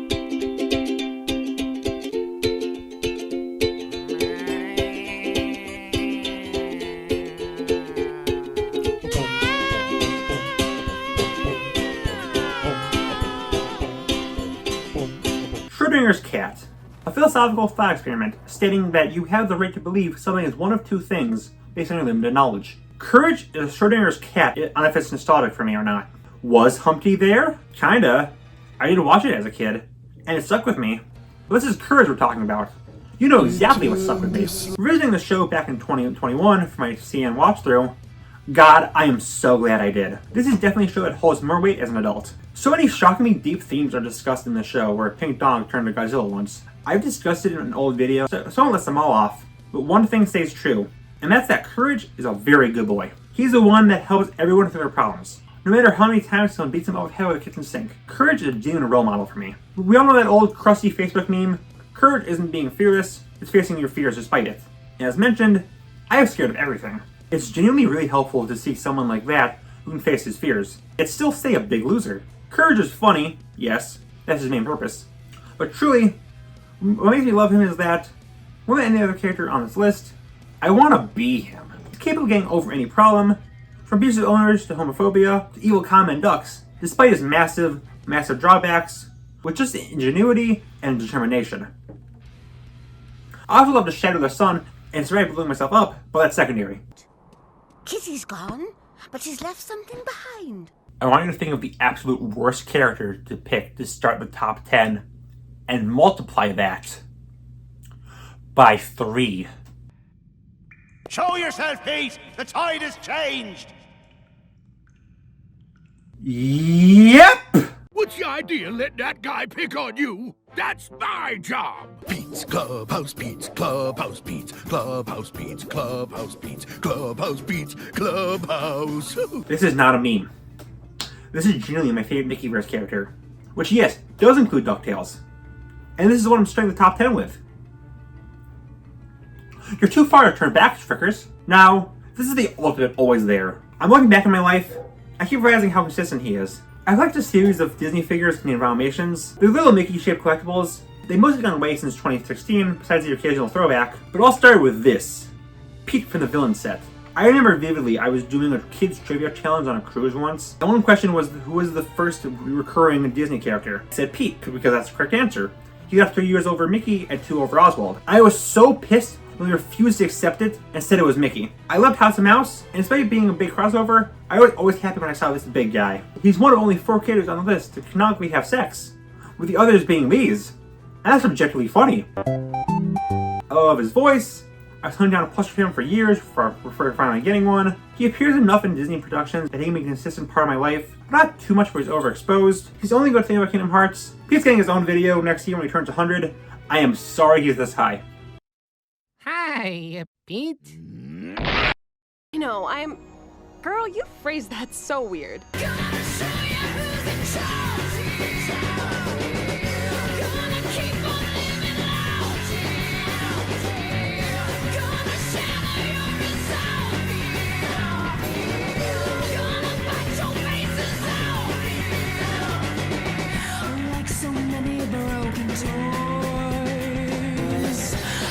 It's so weird to think that in a few months, we'll hit the 4th anniversary of me watching Adventure Time.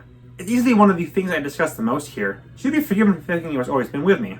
But nope, watched it first in 2021. But the show immediately overtook my brain and never left. Wedged tightly into my melon, and I can't escape my brain going to dark, dark places.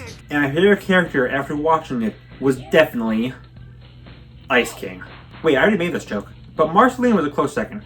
As my days went on, and I slowly became Adventure Time, Marceline took her rightful seat on the throne. I always liked her again, but despite being the most popular character on the show, is it possible I can call her underrated? She actually has a really great arc, going from the pure chaotic neutral, who clearly pranks Finn and Jake, just because, to genuinely becoming their friend while keeping her fun snarky side. Her dealing with her father, the struggle of her being the last vampire, and if that's even a good thing, to finally becoming her own little silly gremlin. Oh, and the gay. The gay is super important. I think Marceline, even more than Simon, really helped with the rewatches. Knowing why she's isolated and her relationship with Simon, I'm picking up that there's definitely something between her and PB. All while she's still a little goblin, there's a reason that she's become so iconic even after all these years. Even though she sucks, I get it. Good thing I'm not wearing red.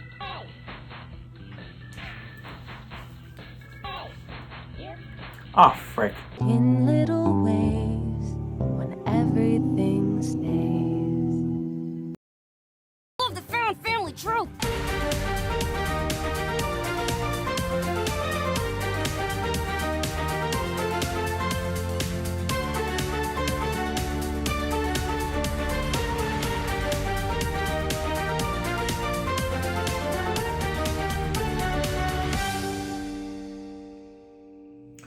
The battle for Best Marcy was a close one, but just barely, Wu pulled through. Amphibia is rapidly becoming one of my favorite shows, and it's no shock that this silly is a big reason why.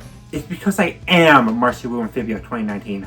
I don't think it was intended, but seeing Marcy as freaking loser failure in school despite her smarts, really only having 2 friends, but mostly focused on gaming, trying her hardest to get her friends interested in her own interest, and I just kind of shut her off. Honestly, I saw myself in her. Seeing her open a portal to a magic world of giant monsters and trapping herself and her friends in it to escape a hard situation, not relatable. I didn't trap myself with them. Also, she's funny and all that. Mostly because she just really struck a chord with me. For how she goes from a quirky little strunkly to a genuinely tragic figure the world keeps kicking down, she fell down the flight of stairs right into my heart. Common Autism W. Remember that game I tried to get you and Sasha to play, Creatures and Caverns? No. Well, it turns out newts are just like cephalons. Unexpected. I mean, completely expected!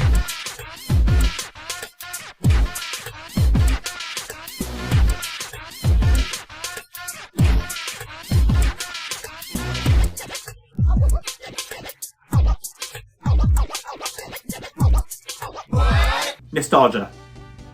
That is it. There's no other reason here. Shrek and SpongeBob have reasons outside of the funny Puss in Boots gift to get this high. Doof does not. Similar to SpongeBob, Doof is a character that has always been relevant to me. For being my favorite character as a kid, to remaining relevant because of memes, but he's higher because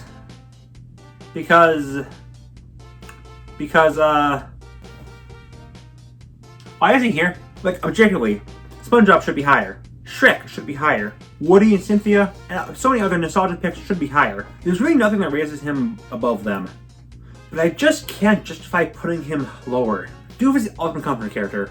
No individual character do I quote more than this man. Things everyone knows to ones no one knows. Seriously, can someone make a gif of this clip? Yeah, well, welcome to my life. Please, K, thanks. I love his relationship with Perry being a really fun one-sided rivalry, and a relationship with Vanessa just being really wholesome despite his bad childhood.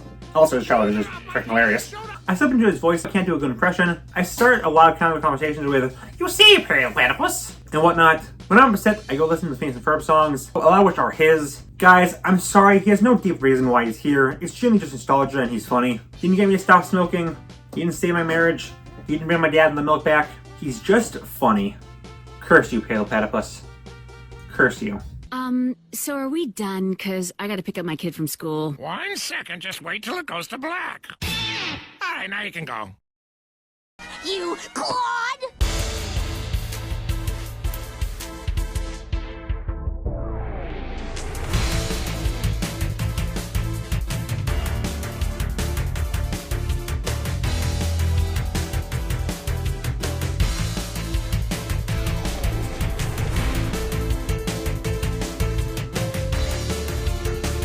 Steven Universe is a very interesting series. I covered it in my video on it, but I have a lot more to say. That being, I didn't really watch cartoons when I started, outside of a very few exceptions. When I first heard the show, it was from the internet. You know, good things. So yeah, I avoided the show like a plague, never intended to ever watch it. But around late 2019, my then girlfriend asked me to watch it. You know how it be. So not only was it actually the first download to get me to like cartoons again, which seems to be doing well for me, but it led me to Peridot. Now, going in, I know she was popular, but I didn't know why. And like, she was a fine villain. She was cool. She was probably intimidating. At least until she got off-screen ratioed in the funny Undertale song. Then they killed her. Oh my god, guys, I get it. That's a really cool stone. But then they revived her, and there's been 53 segments. I can reference Danny DeVito GIF again, right? Oh my god. She's the snarkiest snark in all of Snark World. It shouldn't work for this cold, calculating villain. It's becoming a trash-talking shit of silly, but like, it's basically her domestication arc. Have her fully realize what Earth is, what the diamonds hid from her. It's easy to write her off as comic relief, but she actually got a really good depth that the franchise ignores. Again, the rain scene, and her finally putting her foot down next to diamonds are generally some of the best moments in the series. But also everything about her weird ways of speaking, from being overly formal to suddenly screaming, and the weird way she moves. She's a little baby. Also, turns out I was wrong. She is actually canonically autistic as it seems. You can join the club with Entrapped and Abed. And if we include honorary members, the rest of the list. Also, basically everyone I ever met has just said Peridot is just a green female me, so I have to like her. And even if the fanbase vehemently denies it, finding out she's ace, I don't think I've discovered more about myself than even Todd did. If I had a kin list, she'd be the top. You know, if I want to be cringe. And I have Pete in the top 10, so I very much do want to be cringe. There's only 2 things holding her back from the top 5. One is simply I just have deeper connections to the other 5. I wasn't joking, nostalgia really is a major factor on this list. And 2, she gets massively shelved in later seasons of the show. Heck, Future only gives her 1 notable role. Still, this green Dorito clouded up my brain, and I'll always report back in. Guess we're already here. I guess we already know. Get the picture.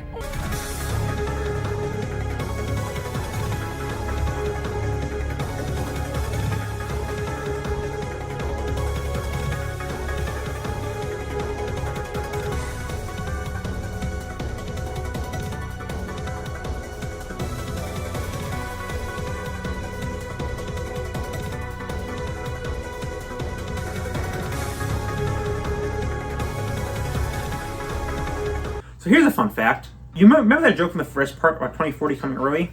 It actually a callback to a running joke I had starting in 2020, where I said I'd reach 1K in 20 years. And every year, every time I mentioned hitting 1K, the year went down. This started in Top 10 Chameleons, where I was referring to Randall. So about time I gave him the spotlight finally. So SpongeBob is my favorite movie of all time. I went into why and did an old video. So that means I have to include one character from it. And Randall has always held his chokehold on me. A weird, creepy, four-armed chokehold. So, chameleons. Favorite animal. I think that kind of came from him, honestly. Heck, I think my entire love of reptiles came from him. As a kid, my love of him mostly came from, well, he's a cool-looking lizard guy with invisibility. And I like to see him when he gets beaten up. As an adult, nothing has changed. He's still the coolest thing imaginable. But like, he's also a really great villain. Driven purely by envy, he'll do anything to one-up the guy who embarrassed him. Even that means he needs to mass torture babies. Like, I hear a lot of people kind of overlook that part of this guy. But again, it's easy to overlook him being a mass baby murderer. He's just so freaking cool. And nostalgia, of course. Ever since I could have coherent thoughts, I wanted a Randall plush. For over a decade, it haunted my Christmas list. Until finally, my mom found one on eBay. I think it's bootleg, but I still love him. His name is Jub Jab. Whether it's nostalgia or he just really stands the test of time, it doesn't matter. Randall will always be my favorite purple child murderer. This is for you, Squid. He will always stand as my favorite, kind of maybe if you switch a little bit, Disney villain. And my favorite villain overall. At least until the next guy came around. Do you hear that? It's the winds of change. You made one fatal mistake. You messed with my family.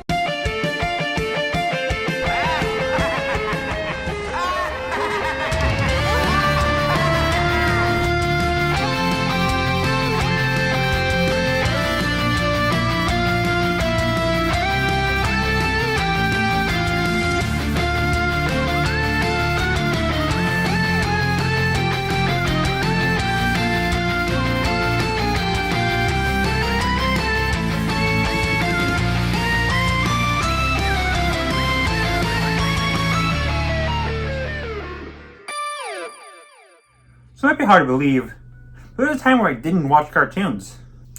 It was like a year and a half. Listen, I watched Tough Puppy and realized nothing more could ever top it. Nothing really interests me. Until it was a little show I'd heard of. Gravity Falls. Apparently it had this ongoing mystery or whatever. I checked out some episodes and oh my god, this was it. This was the hook I needed. It's clever, it's funny, it's visually really appealing. But again, that mystery.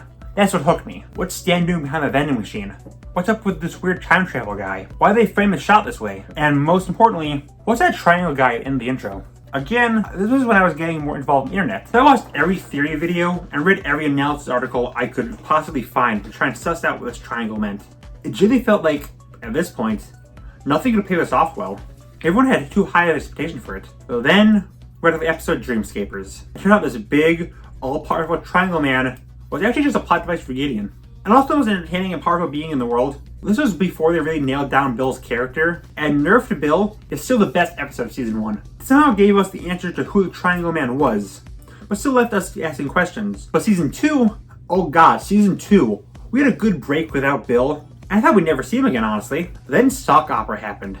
It was started as a standard episode, but god, but when Bill's silhouette passed by, I thought I had my first big fan reaction. I squeed, I screamed, I soy-jacked. I think this gave me a bigger reaction than every Smash reveal combined. But this episode isn't just that. It shows us why Bill is this high. Again, I love villains that can balance humor and menace. And Bill, he's the perfected version of it. People like to make out as this goofy, fourth wall breaking, silly man.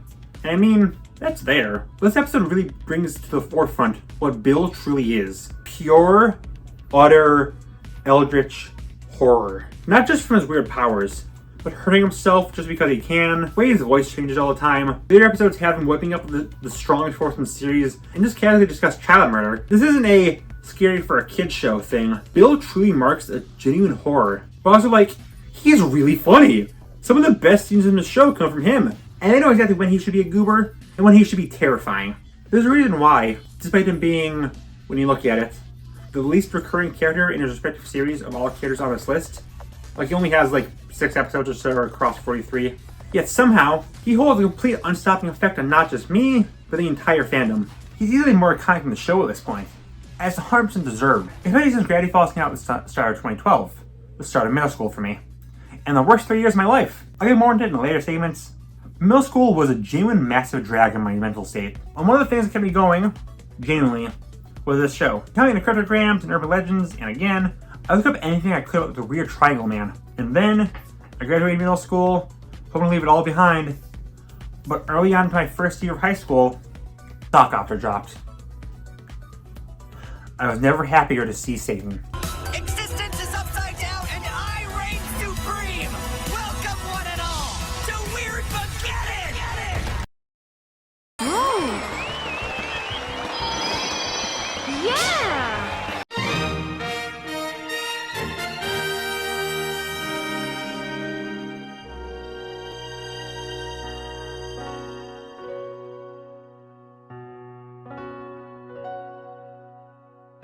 I feel like most people I ask what they think my favorite character is say Rosalina.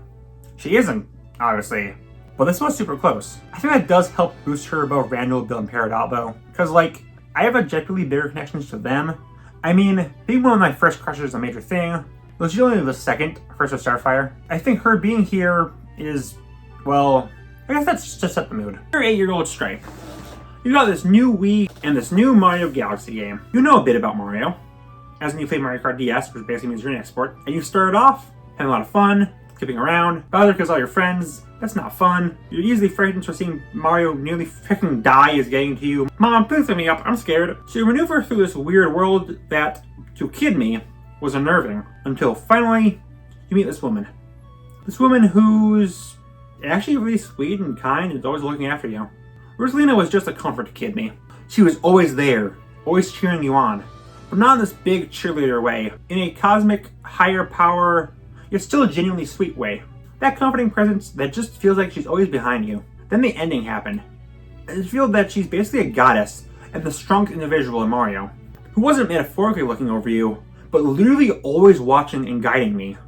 And that just felt like comforting. Since a lot of her scenes had her looking at the camera, constant mention to the higher plane, I kind of felt like she wasn't talking to Mario, but me. That this fictional character was genuinely saying to me, Stripe the Squid, full legal name, that she'll always be there to help guide me. I also thought double jumping was real, so I was kind of a dummy. Oh, and oh god, the storybook! The first time I cried at a game, it made this godly figure relatable. She is not a goddess. She's just a kind-hearted soul who wants to help, using everything she can. And after finishing Galaxy, I played Mario Kart Wii. And because I played Galaxy, I was rewarded with Rosalina. That just felt so special to me. And she has such a cool design when on the bike. And the Luma just hanging around her, yeah, she's my favorite. I had Rosalina as a dark horse hope for Smash 4. She wouldn't make it. I never saw anyone request her, especially compared to the dozen other Mario characters who can get in, so I figured she wouldn't come. But when she did, you know, maybe she is always there, making my life better. Thank you, Rosalina. This is for you. Oh, and of course, reason she has to be here. She's the most looted character in Mario. Heck, the entire Smash roster. To the point where people so near erase her kind and cautious personality to just make her generic, flirty, kinky girl, and even change her appearance so heavily that she barely even looks like herself, to the point where I genuinely had at least 3 people just immediately think that I have a mommy kink and a giantess fetish, just because I like this children's video game character. The curse eats away at me constantly, and my suffering never ends. Scott Falco, if I ever see you in the streets, I'm punching you. Rosalina fans are disgusting coomers, so anyone with the slightest bit of taste would pick Pauline. You're a Pauline fan. I didn't say that. Stop it. Stop. Stop it. Rosalina. There's a lot of characters in these videos, from the vilest of villains, to the most pure of heroes, to the greatest of champions, to the looniest of tunes. Iconic characters that shaped my childhood, to High Five Ghost. And this all led me to one question. A question I mulled it over ever since I first thought of this video. How did I justify putting Stitch number 2? Nobody gets left behind. Welcome, cause come on by. Aloha, come on by. Ilaila, Okawaila, nobody hit your hana. Welcome, cause come on by. Aloha, come on by. Aloha, come on by.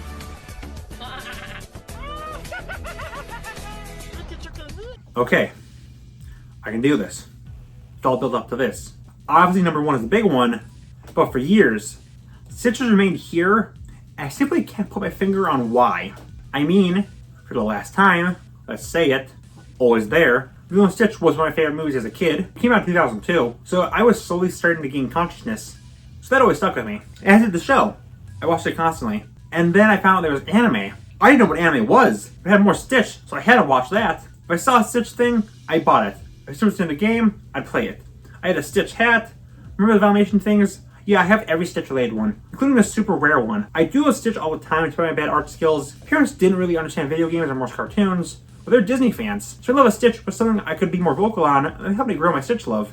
I just couldn't get enough of him. He's exactly what kid me wanted. The perfect blend of cute and cool. But now, I'm an adult. And when I look at the first movie, it's more than just a silly cool alien adventure. And see, God, this film holds up nearly flawlessly. Yeah, it's funny and gorgeous, but like, it hits way harder thematically than it should. Lilo's struggle with being seen as a weird one, the kid no one loves and is just a problem. This might be my first autism headcanon, maybe? But despite her quirks, she doesn't need to change. She just needs to find someone else weird like her. An outcast. Someone who can, well, stitch her back together. I wanted to stitch. I went through with friends faster than most people change clothes. But weirdly, one friend stuck with me.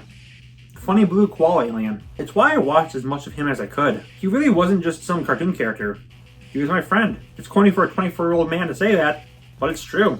Stitch really taught me to accept myself. You don't change, you adapt. Stitch never left my mind. Ever. I think that makes sense. After all, Ohana means family.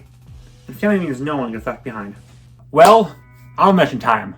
I'm going to use that term very loosely because I have literally 140 characters on here. Again, I love a lot of characters. It's super easy getting to like a character. I've also, because it's been a while since part 1, I am going to do a full recap of all the characters from parts 1, 2, and 3.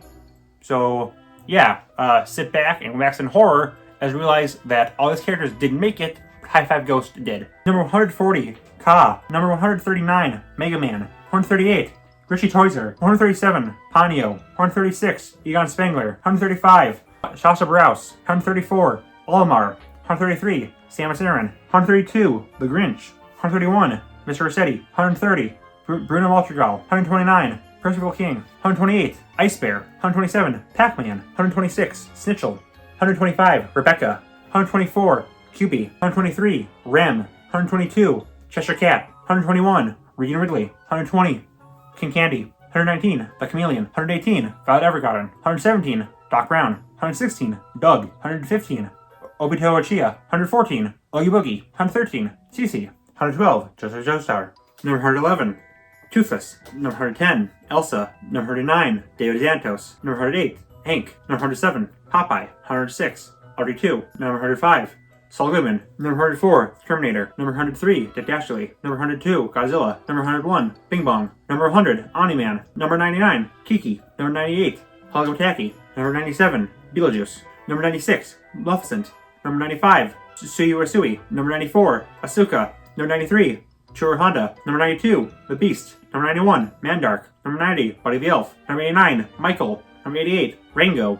Number 87, Rolf. Number 86, Rob. Number 85, Grim. Number 84, Genie. Number 83, Danny Phantom. Number 82, Discord. Number 81, Aaron Willie. Number 80, Vivi Argost. Number 70, Genia Jones. Number 78, No Face. Number 77, GLaDOS. Number 76, Ginkgo. Number 75, Tom. Number 74, Megamind. Number 73, Kronk. Number 72, Dr. Facilier. Number 71, Captain Hook. Number 70, Tamatoa. Number 69, Shigo. Number 7, L. Number 27, Hades. Number 66, Leorio Paladini. Number 65, Chika Fujiwara. Number 64, Satoru Gojo. Number 63, Saki K. Number 62, Father. Number 61, Scar. Number 60, Stripe. 59, Saitama. Number 58, Varian. Number 57, Mulan. Number 56, Gaston. Number 55, Ursula. Number 54, Wilt. Number 53, Zim. Number 52, High Five Ghost. Number 51, Ginny Wakeman. Number 50, Dendy. Number 49, Crona. Number 48, Kermit the Frog. Number 47, Snoopy. Number 46, Mipha. Number 45, Dr. Eggman. Number 44, Abed Nadir. Number 43, Wally. Number 42, Scooby-Doo. Number 41, Marvin the Martian. Number 40, Syndrome. Number 39, Korosensai. Number 38, Alphonse Elric. Number 37, Yor Forger. Number 36, Shigeo Kageyama. Number 35, Aku. Number 33, Mojo Jojo. Number 33, Lake. Number 32, Plague Knight. Number 31, Mikey. Number 30, Callie. Number 29, Wander. Number 28, Palpatine. Number 27, Hilda. Number 26, Grandpa Max. Number 25, Lord Shen. Number 24, Todd Chavez. Number 23, Papyrus. Number 22, Cynthia. Number 21, Entrapta. Number 20, Sokka. Number 19, Woody. Number 18, Hitori Bocchi. Number 17, Batman. Number 16, Spider-Man. Number 15, SpongeBob. Number 14, Shrek. Number 13, Lilith Clawthorne. Number 12, Pit. Number 11, Courage. Number 10, Pete. Number 9, Marceline. Number 8, Marcy Wu. Number 7, Dr. Doofenshmirtz. Number 6, Peridot. Number 5, Randall Boggs. Number 4, Bill Cipher. Number 3, Rosalina. And number 2, Stitch. You're vile, you're foul, you're flawed! Oh, so cute and fluffy! And of course, it all ends with Kirby. This really shouldn't be a shock. Kirby is far and away my favorite franchise. Even if I don't talk about it nearly as much as I should, I still try to throw in at least one Kirby song per video, and make a video every year on its anniversary. Genuinely, if the one per franchise rule didn't exist, Kirby would make up at least half the top 20. But I only pick one, which is hard. The main character himself, of course, means a lot to me. Everyone here does. Even the most minor characters. But I can only pick one. Please hear me out with picking this one as my favorite. I can't explain.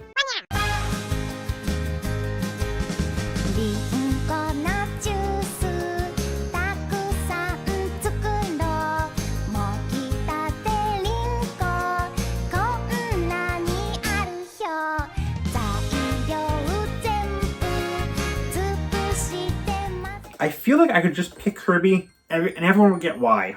Same with Midnight and Deity. Picking one of participation trophies where a character is my favorite though, well, that requires heavy justification. My love of Bandana Dee was simple at first. I saw him Superstar Ultra and thought, hey, it's cool to give a random Milk a personality.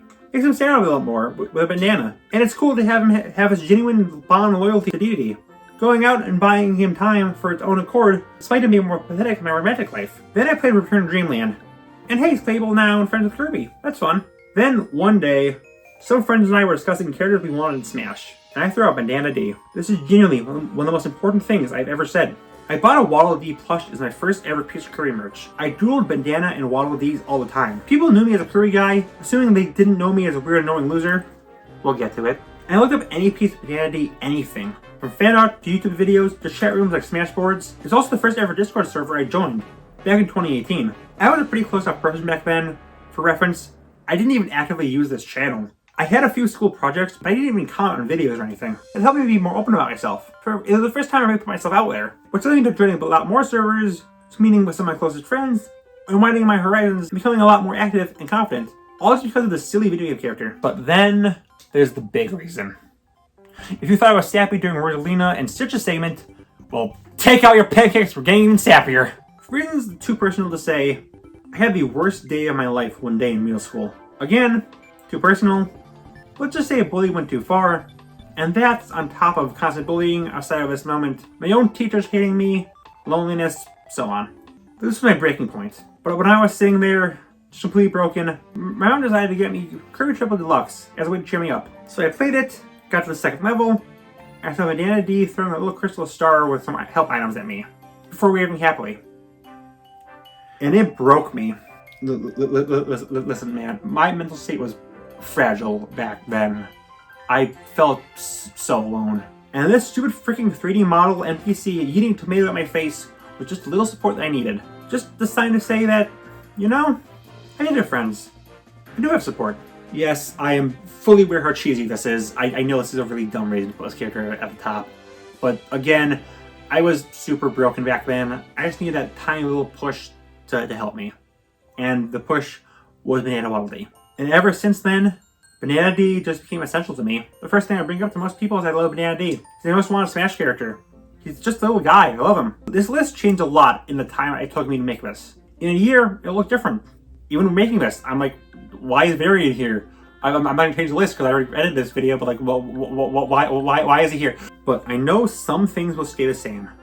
For one, he will be number 10. He has not budged a bit. Characters have risen above him and dropped below him. Every single slot has changed, but ever since I first drafted my favorite character list back in 2020, he was me number 10. You can't ship a Cepheus this motherfricker, because at the end of the ship is the same, the end of it is Pete Disney. And number 2, my favorite character has been, and always will be, Bandana Waddle Dee. So, that's my list. To me, favorite characters are one of the best ways to understand who someone is as a person. It says a lot why character is your favorite. Maybe they helped you through a hard time, or inspired you, or Maybe they're from your favorite series, or really well written, or simply really cool. Maybe you love their design, or you're just really quirky, or just some combination of the above. If you had to boil down my list to just one word, it's probably discomfort. Comfort characters being a popular term for a small handful of characters that make you happy. That's my entire list. I mean, you can make some observations of me based off this. Like, yes, I am autistic and ace. How could you tell? But also, I just like characters that make me happy. In some way, these all do. Even if the most vile of villains. I love either because they're entertaining, from my childhood, or I get satisfaction when they fail. Characters written off as horny bait, to me, can just be characters who inspire me, or a hand on my shoulder guiding me. A lot of these characters are super simple, I won't lie, but their utter simplicity to me just makes them more special. It's a little shocking, and kind of sad, how many of these are made for kids. I wish I could just say, well, because nostalgia, but so many aren't from my childhood. I don't care. They make me happy, I love seeing them, and I'm not ashamed of any of them besides Fives. Well, that's my 1K special, my big end goal for this channel. Now what? Well, this channel is going nowhere. I still have both things I want to do and need to do. Also, expect a supercut for this video, with 5 additional intro AMV segments. 5 for the 5 runner-ups, and 2 for 2 characters that kind of deserve some special treatment. Next sub special? I don't know. Probably 5K or 10K. And obviously, top whatever favorite cartoons are the obvious choice. But like, I need to watch all the adult cartoons first. So if I do that, depends on when I hit the goal. I don't know, maybe it would make my old favorite video list.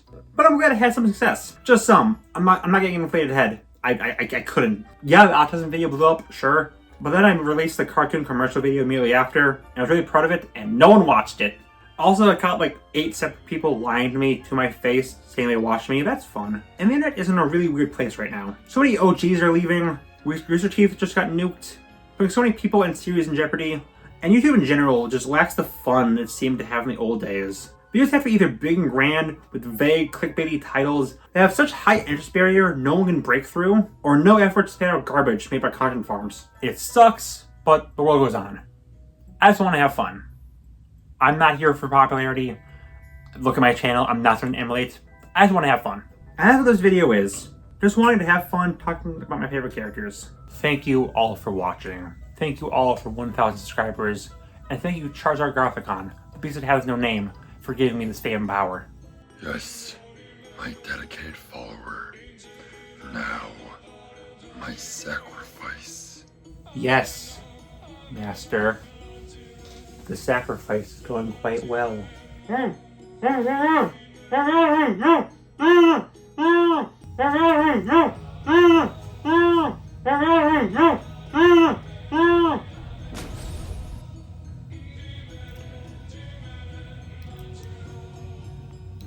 You shouldn't have canceled the Snoopy ice cream.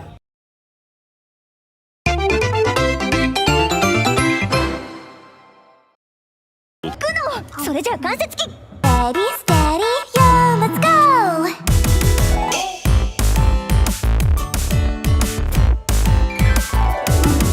Shooting Academy, everyone knows it's true.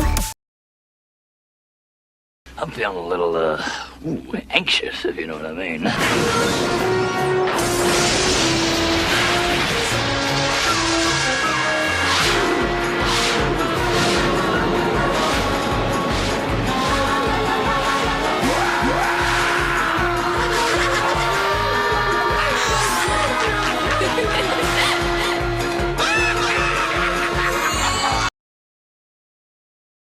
I hate to use this technique, but it's time to deploy Doesn't that sound awesome? my annoyed face.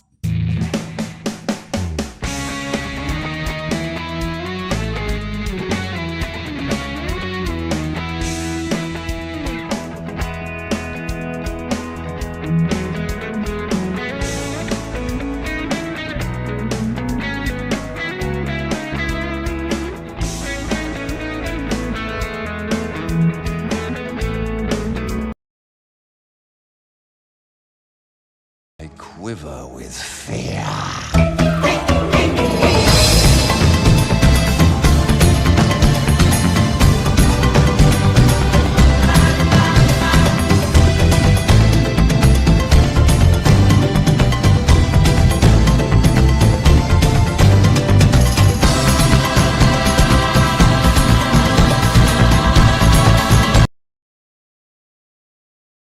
Well, much better game. Want to play?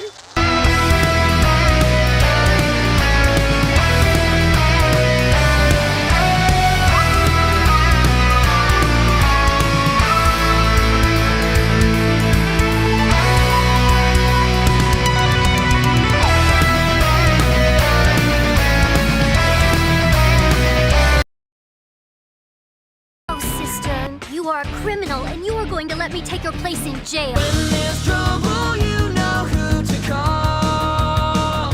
Teen Titans! From their tower, they can see it all. Teen Titans!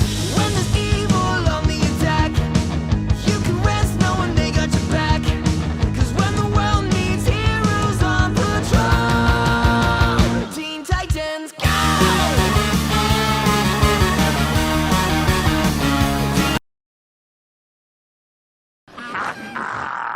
Hit it, fellas!